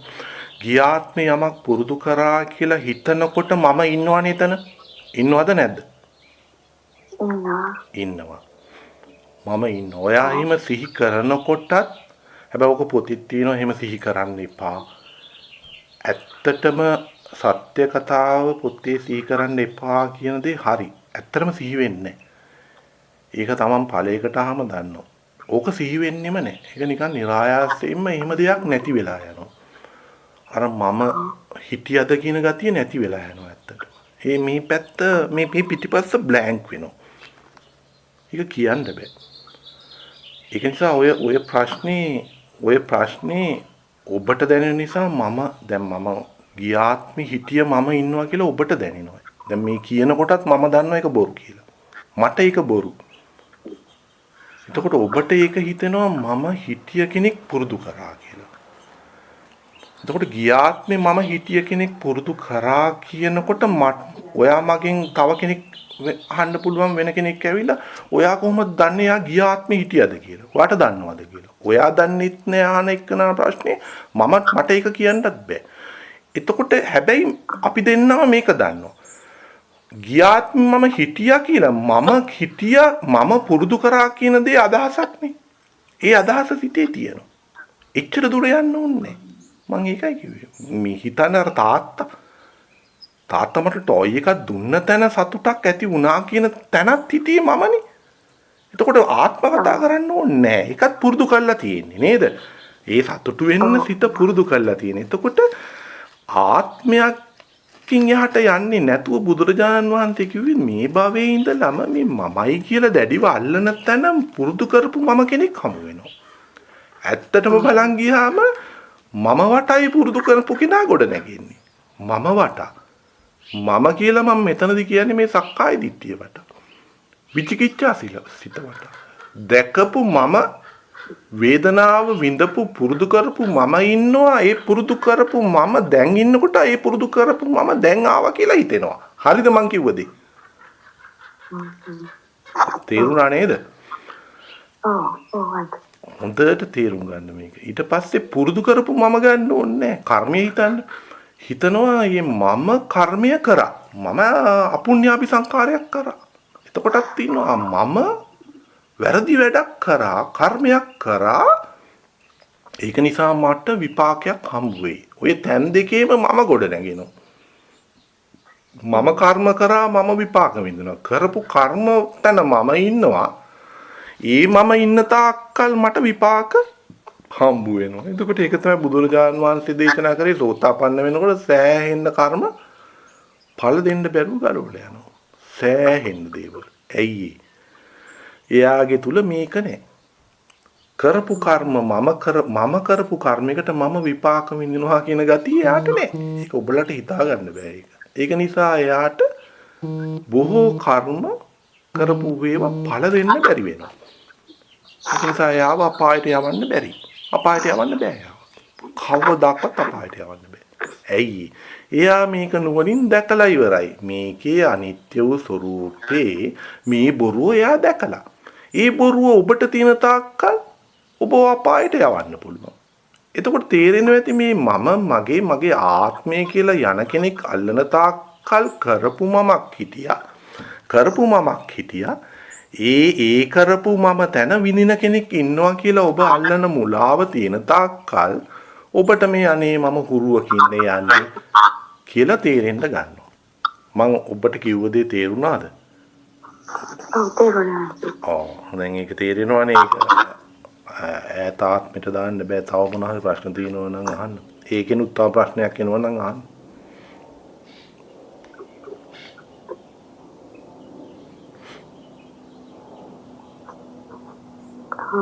මට තව ප්‍රශ්නයක් තියෙනවා මේ සම්බන්ධවම නෙමෙයි. මට පාරමිත ඒ කියන්නේ අපි යම් කිසි දෙයකට වීර්ය කරන්න ඕනේ. මොකද? එතකොට වීර්ය පාරමිතාව ගැන තමයි දැන ගන්න ඕනේ, පැහැදිලි කරගන්න ඕනේ. අපි යම් කිසි දෙයකට අපි සෝතාපන්න වෙන්න හරි වීර්ය කරන්න ඕනේ. එතකොට ඒ වීර්ය සමහර වෙලාවට බිඳ වැටෙනවානේ. ඒකට ඒක පවත්වාගෙන යන්නේ කොහොමද කියන එක. දැන් වීර්ය කරනකොට බිඳ වැටෙනවා. දැන් ඇත්තටම ඒක සාමාන්‍ය දෙයක්නේ. ඇත්තටම ඉස්සලා තේරුම් ගන්න ඕනේ අවබෝධයක් ඉන්නේ එක සිතකදී. ඒ කියන්නේ විඥාණයෙන් බැහැර වූ අවබෝධයක් තමයි ප්‍රඥාව. එතකොට අපි වීර්ය කරනවා කිය ඒ සිත බිඳ වැටෙනවා. ඒ කියන්නේ මේ ඔබ ඒ ගැන කනස්සල්ලටපත් වෙන්න නරකයි. ඇයි සෝතාපන්න වෙන කෙනාට තණ්හාව ඉතිරි වෙනවා. එතකොට තණ්හාවකට මට ආවා කියන තැන මගේ වීර්ය බිඳ වැටීමක්. ඒක සෝතාපන්න ආර්ය ශ්‍රාවකයටත් ඒක බිඳ වැටෙනවා. තණ්හාවෙන් එයා ප්‍රහීන වෙලා නැහැනේ. ඒතර එහෙම හිතනවා. හරි මගේ වීර්ය බිඳ වැටුණාට මම මේක තේරුම් ගන්න බලනවා. මේක වීර්ය වැටුණාට මම මේක තේරුම් ගන්න බලනවා. එතකොට වීර්ය කියන දේ බිඳ වැටෙනවද? බිඳ වැටෙනවා. බිඳ වැටුණත් ආය මේ මගට එන්න උත්සාහ කරනවා. ඒකෙන් කනස්සල්ලපත් වෙන්නේ නැහැ මේ මං කිව්ව විදියට. එහෙමපත් වෙන්නේ. ඒ කියන්නේ අපි එච්චරට තණ්හාවට මේක අපි පුරුදු වෙලා. අපි මේ තණ්හාවට මේ කරන්න පුරුදු වෙලා. ඒක නිසා අනේ සෑම විටම වීර්යයක් තියනවා කියලා හිතුණට අපිට එහෙම වීර්යයක් තියාගන්න අපහසුයි. සෑම කෙනෙකුටම වීර්යයක් තියනවා කියලා කිව්වට අපිට සෑම විටම සෑම අවස්ථාවෙදීම ඔය කියන වීර්යය තියාගන්න බෑ. යම් යම් වෙලාවට තණ්හා උපාදානය ඇති වෙන්න පුළුවන්. ඒක නිසා ඒක සාමාන්‍ය දෙයක්. ඒක නම් එක වෙලාවට හොඳට තදටම කේන්ති යන්න පුළුවන් මේ මගේ යනකොට. ඒ නිසා ඒක සාමාන්‍ය දෙයක්. පටිගය ඉතුරු වෙනවනේ. එකපාරටම රහත් වෙනවා කියන දේ ටිකක් ඉතින් ප්‍රශ්නදායක දෙයක්. සෝතාපන්න මාර්ගය හරහා දිට්ඨියක් ඔස්සේ ගලවලා යනකොට තණ්හාව ඉතුරු වෙනවා. පටිගය ඉතුරු වෙනවා. ඒක නිසා අපි මේ කියන වීර්ය මම මෙන්න මේ විචිකිච්ඡාව සීලබ්බත පරාමාසයෙන් වෙන් වෙලා මේ විචිකිච්ඡාව කියන සිත ගලව ගන්න මගකට තමයි යන්නේ. එතකොට එහිදී යම් යම් තණ්හා කරන දේවල් අනිවාර්යයෙන්ම සිදු වෙනවා. යම් යම් අවස්ථාවේදී කේන්ති යන දේවල් වෙනවා. ඒව ඔස්සේ තල්ලු කරම තේරුම් ගන්න බලන්න හැකි පමණ තේරුම් ගන්න බලන්න. හැබැයි මම එකක් ඔබලට පැහැදිලි කරනවා. ඇත්තටම මේ දිට්ඨිය ගලවලා යනකොට තණ්හාවේ ප්‍රබලතාවය අඩු වෙනවා.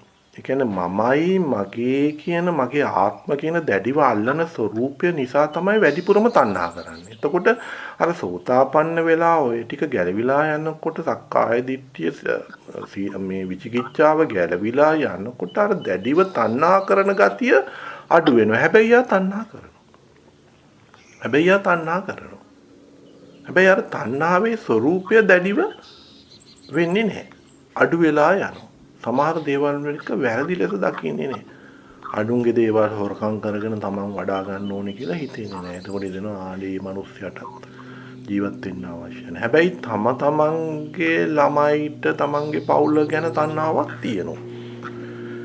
ඒ තණ්හාව අනවබෝධ නෙමෙයි දික්ටි පැත්තෙන් එයාට අවබෝධයි. ඒකත් අරගෙන යන්නේ නැහෙනි. පුතාවත් අරන් යනවානේ. ඊළඟ පාර මම පුතාව මටත් ආය හම්බ වෙයිනේ. මගේ වයිෆ් මට හම්බ වෙයිනේ. මගේ හස්බන්ඩ් ආය මට හම්බ වෙයිනේ කියන අර මෝඩ කතා හිතෙන්නෙම නැහැ. ඒක නිසා වීර්ය කියලා කියනකොට සාමාන්‍ය විදියට කේන්ති යනවා, තණ්හා කරනවා. ඒවත් එක්ක මේ ගැටි තමයි වීර්ය යන්නේ. ඒ නිසා හැම සිතකටම Tamanට මේ තණ්හා නොකරන සිත් හම්බ වෙයි, කේන්ති යන නොයන සිත් හම්බ වෙයි කියලා හිතන්නේ. සාමාන්‍ය දිනදා ජීවිතේ ජීවත් වෙනකොට මෙන්න මේ තණ්හා කරන දේවල් ස්වરૂපය ඇත්තටම බලන්න. ඇයි මං ඒක හොරකම් කරන්නේ? ඇයි මං සත්තු මරන්නේ? ඇයි මං මේ ඉරිසියා සිතක් ඇති කරන්නේ? ඇයි මට මානෙ ඇති? සමහර අය හිතනවා මානෙ ගලවලන්නේ මානෙ අඩු වෙනවා. මේ පළවලට එනකොට මානෙ අඩු වෙනවා. තණ්හාව වගේම මානෙ අඩු වෙනවා. මානෙ ඊතාවත්ම සියුම් කොටසක් තමයි රාහත් වෙනකොට ගැලවිලා යන්නේ. මානානුස්සය අනිත් ටික ඔක්කොම අඩු වෙනවා. එතකොට හිතනවා මම මොකටද මේ උඩ දාගෙන ඉන්නේ, මේ මට ඉස්සල්ලා පානපත්තු කරන්න දුන්නේ නෑනේ, ආරාධනා කළා. මට ඉස්සල්ලා සීට් එක හම්බුනෙත් නෑනේ ඉස්සරහා. දැන් ඔන්න ඕවා කරේ හොඳට යථාබෝධයෙන් දකිනවා. ඊට පස්සේ බලනවා කවුද මේ තණ්හා කරන්නේ මෙතන. ඔන්න ඔය මං කිව්ව ටික හිතලා බලනවා. කොහෙන්ද මම මේ ඉස්සරහාම සීට් එක හම්බ වෙන්න ඕන කියලා අල්ලගෙන ඉන්නේ.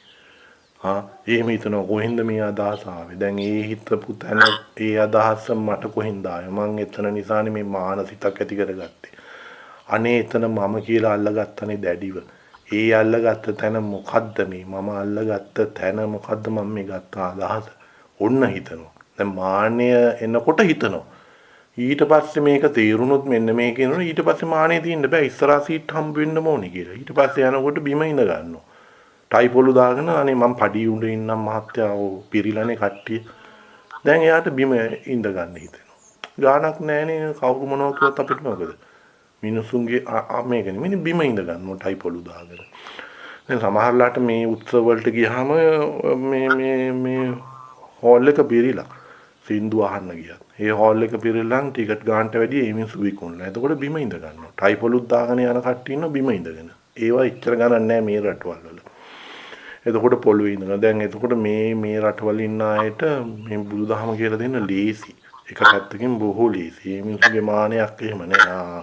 මේ කාර් එකේ නේ ආවේ වාගේ කාර් එක කැඩිලානේ. මේ එහෙම අල්ලන්නේ මේ මිනිස්සු. මේ මිනිස්සුන්ට මේ ලොකු මේ වටිනා කාර් එකක ගියත් කබල් කාර් එකක ගියත් ඒ මිනිස්සු ඒ වගේ දේවල් නෝටිස් කරන්නේ නැහැ. මෙහි හොයන්න බෑ මේ රටවල. එතකොට ඒ දැන් වෙන අනිත් මිනිස්සුන්ට ඔය ලංකාවේ වගේ නම් කොහොමද උන් බලන්නේ කාර් එක මොකද්ද? ආවේ ටයි දාලාද? මේ හොඳට ඇඳලාද? සරප්පු දාලාද ආවේ? තොප්පි දාලාද? ඕවා බුදුදහමට අදාළ නැහැ.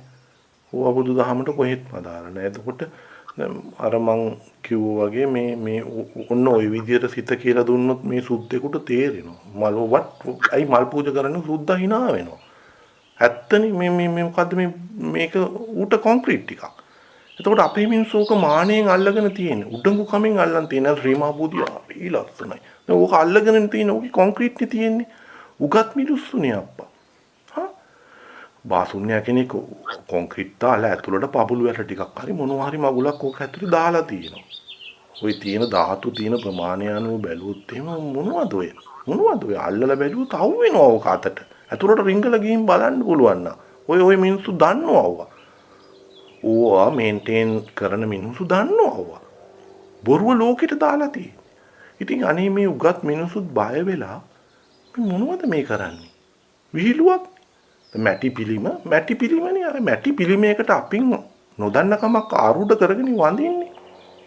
ඔය විදියටම ඩඩ්ලි සේනානායක බණ්ඩාරනායක ඉස්සරහට ගිහිනුත් ඔබට පුළුවන් මල් පූජා කරලා ඔය වගේම අනේ පොඩි චූන් එකක් වෙන සිතක් හදාගන්න. බැරිද කියලා බලන්න. ඔබ සිත තුලින්මයි හදාගන්නේ. ඔය බුද්ධ රූපයක් ඉස්සරහට ගිහින් විදිනම සතුටු සිතක් ඇතිවන්න පුළුවන් බණ්ඩාරනායකගේ රූපේ ළඟටත් ගිහින්. දෙකම මුලාව වෙලා තියෙනවා. ඒ සතුටු සිතේ ඉන්නේ මුලාව නිසා. මුලාව තමන්ගේ හිත තුළින්ම හදාගත්ත අදහසක් ඒකම පෝෂණය කර යනවා. ශ්‍රද්ධාව කිය. අපිට උගන්ලා තියෙන්නේ ඕකයි. ඔබ කිසිත ඔබ දැක්කොත් හරියට මේ මං කිව්ව විදිහට ඕක කරන්න පුළුවන්. දැන් පොඩි කාලේ අර අපේ දෙමව්පියෝ වැටකීය ගහට මේ බෝගහ පැත්තකින් හිටවල වැලි කොටේ වැටකීය ගහට වතුරක් කරනවා. වැටකීය ගහට ග්‍රහපල දුර වෙනවා කියලා වතුරක් කරනවා. එතකොට අර බෝගහටත් අපිට නිකන් දැනෙනවා හරි නිකන් මේ සතුටක් වගේ. එහෙම මුලාවක තමයි අපි හිටියේ. මේ කියන මමත් එහෙමයි හිටියේ. ඒක වැටකීය ගහනකොට අනේ මේ වැටකීය ගහට වතුර දැම්මොත් ග්‍රහපල දුර වෙනවා කියලා ඒක ඊට වැඩි ටිකක් වැඩි කළා. හරි භක්තියෙන් වතුර දානවා. ඔය කපුව කියන ඒවානේ. අපි ඒව කරා. අපි හදාගත්ත හිතක් තියෙන්නේ. මම ඔබට ලස්සන කතාවක් කියන්නම්. අපේ පාසලේ හිටිය මගේ පාසලේ ඉන්න කට්ටිය සමහර වෙලාවට මේක දන්නවා. ඉතින් සිංහල උගන්වපු සර් කෙනෙක්. ඉස්සර අපිට තිබ්බ ඉස්කෝලේ නාගහක්. හැමදාම ඇසෙම්බලි එක කියලා කියන්නේ උදේට ආවහම මේ නාගහට වඳිනවා. අපි ඔක්කොම ගාථා කියලා පූලිං වල ඉඳලා පන්ති 90 ඉඳලා වඳිනවා. ওই නාගහ ඉස්සරහා තමයි ගාථා කීකේ වඳිනවා. මේ සර් කවදාක්වත් සුදු වඳින්නේ. හරිය ටිකක් සරයි වගේ පේන්නේ. කවුරුත් වැඩි කතා කරන්න යන්නේ නැහැ. මිත්‍යා දිට්ඨිකයි වගේ තමයි පේන්නේ. මම මේ අතීතයේ කියපු සිද්ධියක් කියන්නේ මම දන්න දහමක් නෑ. හැබැයි ඒ සර් කවදාවත් වඳින්නේ නෑ. කවදාවත් වඳින්නේ නෑ. කවදාවත් ගාත කියන්නෙත් නෑ. හැබැයි අර ටීචර්ලත් එක්ක එකට පොලිමේ ඉන්නවා. හැබැයි මට එදා ඉඳලම තිබ්බ ගතියක් තමයි අద్భుත කෙනෙක් දැක්කොත් ඒ කියන්නේ මට හිතුණොත් මෙයා එච්චර මේ ලෝකයේත් එක්ක යන්නේ නැහැ කියලා මට තියෙනවා කියුරියොසිටි. ඒ කියන්නේ මට තියෙනවා කුතුහලයක්. මම ඒ අයට කිට්ටු වෙනවා. කිට්ටු වෙලා අර පොතෙන් අහගන්නවා කියන්නේ නිකන් කතා කරලා සම්බන්ධ වෙන්න ගන්නවා. මොකද ඒගොල්ලොන්ගේ අදහස් වෙනස්. මම කුඩා කාලේ ඉඳලම ඕකට හුරු වෙලා තියෙනවා. මම බලන්නේ වෙනස්ව දකින මිනිස්සු. ඔය isolated people. ඒ කියන්නේ වෙනස් වෙලා ඉන්නවා. එතකොට මම ඒගොල්ලොන්ට කිට්ටු වෙලා බලනවා ඒගොල්ලොන්ගේ අදහස මොකක්ද කියලා. මොකද ඒගොල්ලෝ කෙරේ අපිට දැනගත යුතු දෙයක් තියෙනවා. එතකොට ඔය සර් එක්ක බොහෝ අය කතා කරන්න යන්නේ. මං අහලා තියෙනවා. හැබැයි මට මේ ගතියක් ඔබ කිව්වොත් ඔය හුරුවක් ආව කියලා ගතියක් මට ওই ගතිය තියෙනවා. ওই ගතිය අදත් තියෙනවා. නෑ කියන්නේ මම බලන්නේ මේ වෙනස්ව හැසිරෙන වෙනස්ව කතා කරන වෙනස්ව දකින මිනිස්සුන්ගෙන් මොකද්ද මේගොල්ලෝ හොයන්නේ? මම කැමතියි. මම මෙතනට ආරාධනා කරනවා ඔයගොල්ලෝගේ දික්ටි වැරදි නම් එන්න මෙතනට. ඒ තුලින් බුදුදහම මතුවෙනවා. ඒ තුලින් අපි දැනුවත් වෙනවා. වැරදියට හිතන දේවල්. එතනදී මම ඔබ වැරදියට කිව්වොත් ඔබ මේ බුදුදහමට වෙනස් වූ අදහස් දරනවා. මම ඒගොල්ලන්ට කැමතියි. මට එදා ඉඳලා මේ ගතිය තියෙනවා. මේ බුදුදහම දන්න නිසා නෙමෙයි අයියා වෙනස්ව හැසිරෙන්නේ කියලා. එතකොට ඔය සර් සිංහල සර් මම බය නෑ ඒ දවස්වල. මම එච්චර වයසකුත් නෑ. මම ওই සර්ගෙන් ওই ප්‍රශ්නේ ඩිරෙක්ට්ලිම ඇහුවා. හැබැයි ඒ සර් කියනවා මස් කන්න එපා සෝයා කන්න. මම පන්තියට ඇවිල්ලත් ඕක කියනවා මස් කන්න බෑ සෝයා. ඒ දවස්වල තිබි සෝයා කන්න. දැන් වැඩි ප්‍රශ්න අහන්නේ නෑ. මෙයා මෙන්ටල් මෑන් කියලා කියන්නේ. ඔක්කොම එහෙමයි කියන්නේ. හැබැයි වැඩේ කරනවා සිංහල මේක. මට දවසක් අවස්ථාව ආවා ওই සර්ගෙන් ඔක අහන්න. ඇයි සර් වඳින්නේ නැත්තේ? එතකොට ඔයයි කියලා දුන්නා. එයා කියලා දුන්නා. මස් කන්නේ මොකටද කියලා. සත්තු මැරෙනවනේ. එයාගේ අදහස. එදා ඒ දැක්ක විදියට එයා කියලා දුන්නා සෝයා කන්න. දැන් එහෙම කතා කරනකොට ඒ සර් ඒ සර් මගෙත් එක්ක hina වෙනවද? මගෙත් එක්ක hina වෙනවා. ඒ සර් බලන්න ඇති මේ අකා කොහොමද මගෙන් ඇවිල්ලා ඕක ඩිරෙක්ට්ලි ඇයි වඳින්නේ නැත්තේ? අත් දෙක පල්ලෙහාට දාගෙන කවදාවත් ගාත කියන්නේ නැහැ. එතකොට එයා අල්ලගත් දිට්ටියක් එයාට තියෙනවා. එයා යම් කිසි දැක්මකට ගියා මට තේරුනේ නෑ ඒක. මට තේරෙන්න කරන් මොලයක් තිබ්බේ නෑ. හැබැයි එයා වෙනස් විදිහට ලෝකේ බැලුවා කියලා මට තේරෙනවා. එයා වෙනස් විදිහට ලෝකෙ දිහා බැලුවා. එයා මස් කෑමට ගොඩාක් විරුද්ධ වුණා. ඒක හරිද වැරදිද කියනවා නෙමෙයි. එයා ගාත කියනවට කැමති වුණේ නැති නිසානේ ගාත නොකියුවේ. එයා වඳින්න අකමැති නිසානේ වැන්දේ නැත්තේ. සුදු ඇඳා. එයා බෞද්ධද කියලා ඇහුවොත් එයා බුදුහාමුදුරු විචනේ කරේ නෑ එයා. හැබැයි යාට අල්ලගත්ත දැකීමක් තිබ්බා. මම ඔබට කියන්නේ ඒකයි මේ ලෝකේ යම් අය යම් දැකීම් තියෙනවා. ඒ දැකීමට කොච්චර ඇලිලා ඉන්නවාද කියන දේ අපි දන්නේ නැහැ. අපි යත් එක්ක කතා කරනකොට අපිට තේරෙනවා. දැන් ඔය ගස් වඳින එකයි පූජා තියන එකයි දෙයියෝ අදහන එකයි ඔය ඔක්කොම එහෙම තමයි වෙලා තියෙන්නේ. ඒ පුද්ගලයා වැඩි කොටසක් කරන නිසා ඒ රැල්ලට ආසු වෙලා යනවා. අපි අනුගමනය කිරීමක් නේ කරන්නේ. අතීතයේ පැවතෙන දෙමව්පිය කරපු දේම තමයි අපි කරන්න බලන්නේ. අපිට හිතන්න තරම් ශක්තියක් නැහැ. හැබැයි අපි හිතුවොත් මේ විදියට එතකොට අපිට යාව ගොඩ දාන්න පුළුවන්. හැබැයි සර් දැන් හිටියොත් එයාව ගොඩ දාන්න පුළුවන්. එයා අහන ප්‍රශ්න වලට උත්තර දෙන්න පුළුවන්. එයා අහන ප්‍රශ්නට එයාට බොහෝ දේවල් තේරුම් කරන්න පුළුවන්. මස් කන එක ගැන තේරුම් කරන්න පුළුවන්. එයාට කියන්න පුළුවන් අර උත්තර ද්‍රවයේ ඉන්න එස්කිමෝ වරුන්ට නිවන් දකින්න බෑනේ. මස් මාළු කන්න නැතුව. ඒගොල්ලන්ට ආහාර නැහැනේ. ඒකට බුදුරජාණන් වහන්සේ ඒක පැනෙන්නේ නෑ. ඒකලුන් අසාධාරණයක් කරන බුදුරජාණන් වහන්සේ ඕක දැක්ක මස් කනවද මාළු කනවද නෙමෙයිනේ මේ දිට්ඨිය ගලවලා යන්නේ කන දෙයින් නෙමෙයිනේ. කන දෙයින් නෙමෙයි. ඔබ මස් කනවද මාළු කනවද ඒකෙන් නෙමෙයිනේ දිට්ඨිය ගලවලා යන්නේ. මේ මම මගේ ආත්මය කියලා අල්ලගන්න දිට්ඨිය එන විදිය මම ඔබට කියලා දුන්නා. මේකේ තියනවාද මස් කෑවොත් මාළු කෑවොත් එහෙම දෙයක් නෑ මෙතන. එතකොට ඒක දිට්ඨියක්සේ දැඩිව ඒ සර් ඇලීගෙන ඉන්නවා. සෝයා කන්න කියනවා. ඒකට දැඩිව ඇලුනොත් ඒ ඔස්සේ සිතන්න කියන්න කරන්න පෙළඹෙනවා. ආය චේතනා සංකාර හදනවා. චේතනාරය හදනවා එයා. එයා හැමතිස්සෙම බලන්නේ මස් කනවද මාළු කනවද ඕක තමයි උඩට දාගන්නේ ඉස්සල්ලා. එහෙමනම් එයා ගැටෙනවා. එයා කැමැති. එතකොට එයා දිට්ඨියක් ඔස්සේ දකින්න. නමුත් එයාට මේ මම ඉඳලා මම කියලා අල්ලගන්න දේ දිගින් දිගටම එයාට තේරෙන්නේ. එයාට තේරෙන්නේ. එයාට තේරුම් කරන්න බෑ. ඒකම තමයි ඔය රුවන්වැලි සාය වදින කට්ටියට මේ ශ්‍රද්ධාව හම්බ වෙනවනේ කියලා ධාතු වඳින කට්ටියට ඔක්කොටම තියෙන්නේ. කිසි වෙනසක් නැහැ. මස් මාළු කනවනේ කියන දිට්ඨිය අල්ලගෙන ඉන්නේ. ඒගොල්ලන්ට මේක තේරෙන්නේ නැහැ.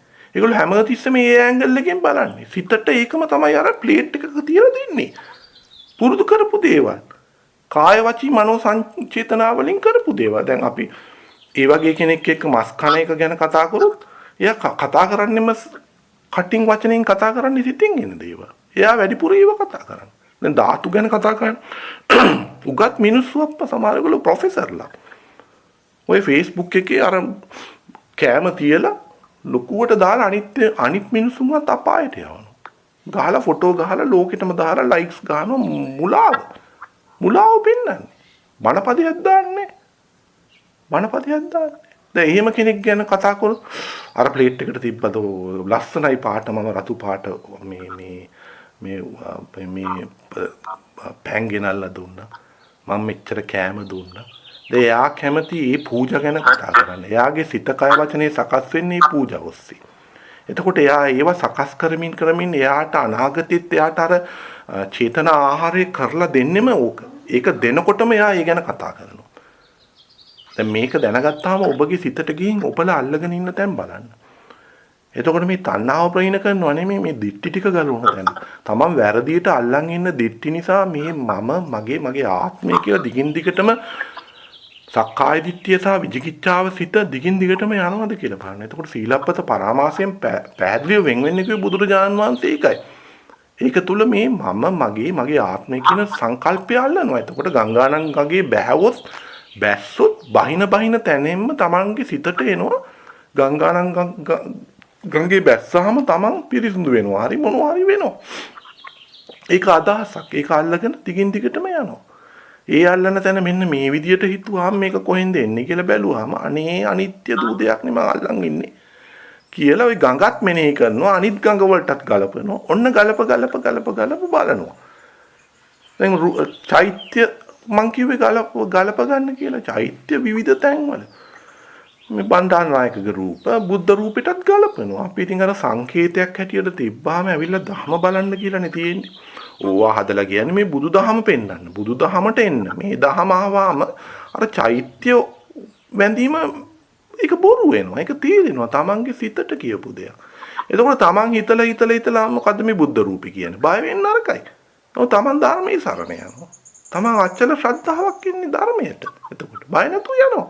ඇත්තටම අසාධාරණ නැහෙනි. මේ මැටි ටිකකින් හදපු රූපෙකුයි බණ්ඩාරනායක රූපෙකුයි මේසන් බාස් කෙනෙක්නේ හැදුවේ. හදන වෙලාවටත් ගිහින් බලන්න ඌ රූප හදනකොට. අච්චුවට දාලා හදනවා. ඒක ඇවිල්ලා පන්සලට තිබ්බාම අපේ හිතෙන් හදාගත්ත දෙයක් නේ අපි කරන්නේ.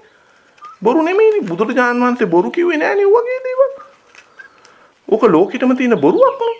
සුද්දට පෙන්නවම සුද්දත් ඕක දන්නවනම් සුද්දට බොරු නම් ඒක පීනවා ඕන කියනවා. ඊට පස්සේ සුද්ද අහනවා ඇයි උඹ ඕකට වටිනාකමක් දෙන්නේ? ඕක මෙන්න මෙහෙමයි තිබ්බේ අච්චුවක දාලා.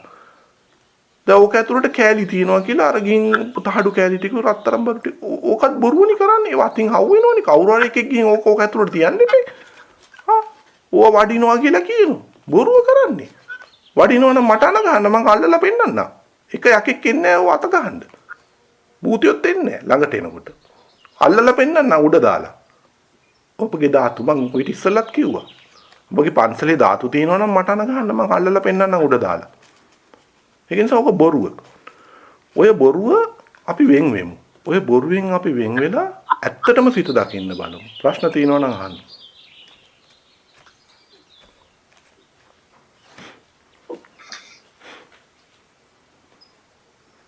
අජිත් මට පොඩි ප්‍රශ්නයක් තියෙනවා මේ මලිත් කතා කරන්නේ මේ ඔයා කියනවා මේ දේව ඇදහිලි ගැන නේ. ඒ කියන්නේ බුදුරජාණන් වහන්සේගේ කාලෙත් බුදුරජාණන් වහන්සේ පිළිගත්ත දෙවිවරු ඉන්නවා. උන්වහන්සේ ඒ තලවලට ගිහිල්ලා ධර්ම දේශනා කරා කියලා අපිට කියලා තියෙනවා නේ. එතකොට ඒ කියන්නේ දෙවියෝ කියන්නේ අපිට වැඩි ලොකු බලයක් තියෙන අය. ඒ කියන්නේ ඒකට සමහර අය සාමාන්‍යයෙන් දෙවියන් අදහනවා ඒ යන්නේ තමන්ට මොනවා හරි උපකාරයක් වෙයි කියන බලාපොරොත්තුවෙන්. ඉතින් ඔබතුමා කියන්නේ ඒක කරන්න එපා කියලා අජිත් කියන්නේ ඒ කියන්නේ එතනද දිට්ඨියකට අහු වෙනවා. ඒ දිට්ඨියට අහු වුණාට පස්සේ මේ නිවන් මාර්ගයට නෙමෙයි යන්නේ අනිත් පැත්තට කියලා. ඒකද ප්‍රධාන හේතුව. හරියට හරි. ඔව්. ඊට වැඩි එක විස්තර කරන්නත් අවශ්‍ය නැහැ. ඔව්. ඒක දිට්ඨියකට අහු වෙනවා. දිට්ඨියකට අහු වෙනවා. කිසි පැකලීමක් නැතුව වෙන් වෙන්න. ධර්මයේ සරණ යන්න. මේ මම කිව්ව බුදුරජාණන් වහන්සේගේ ධර්මයේ තුල තමන්ගේ සිතට ඒක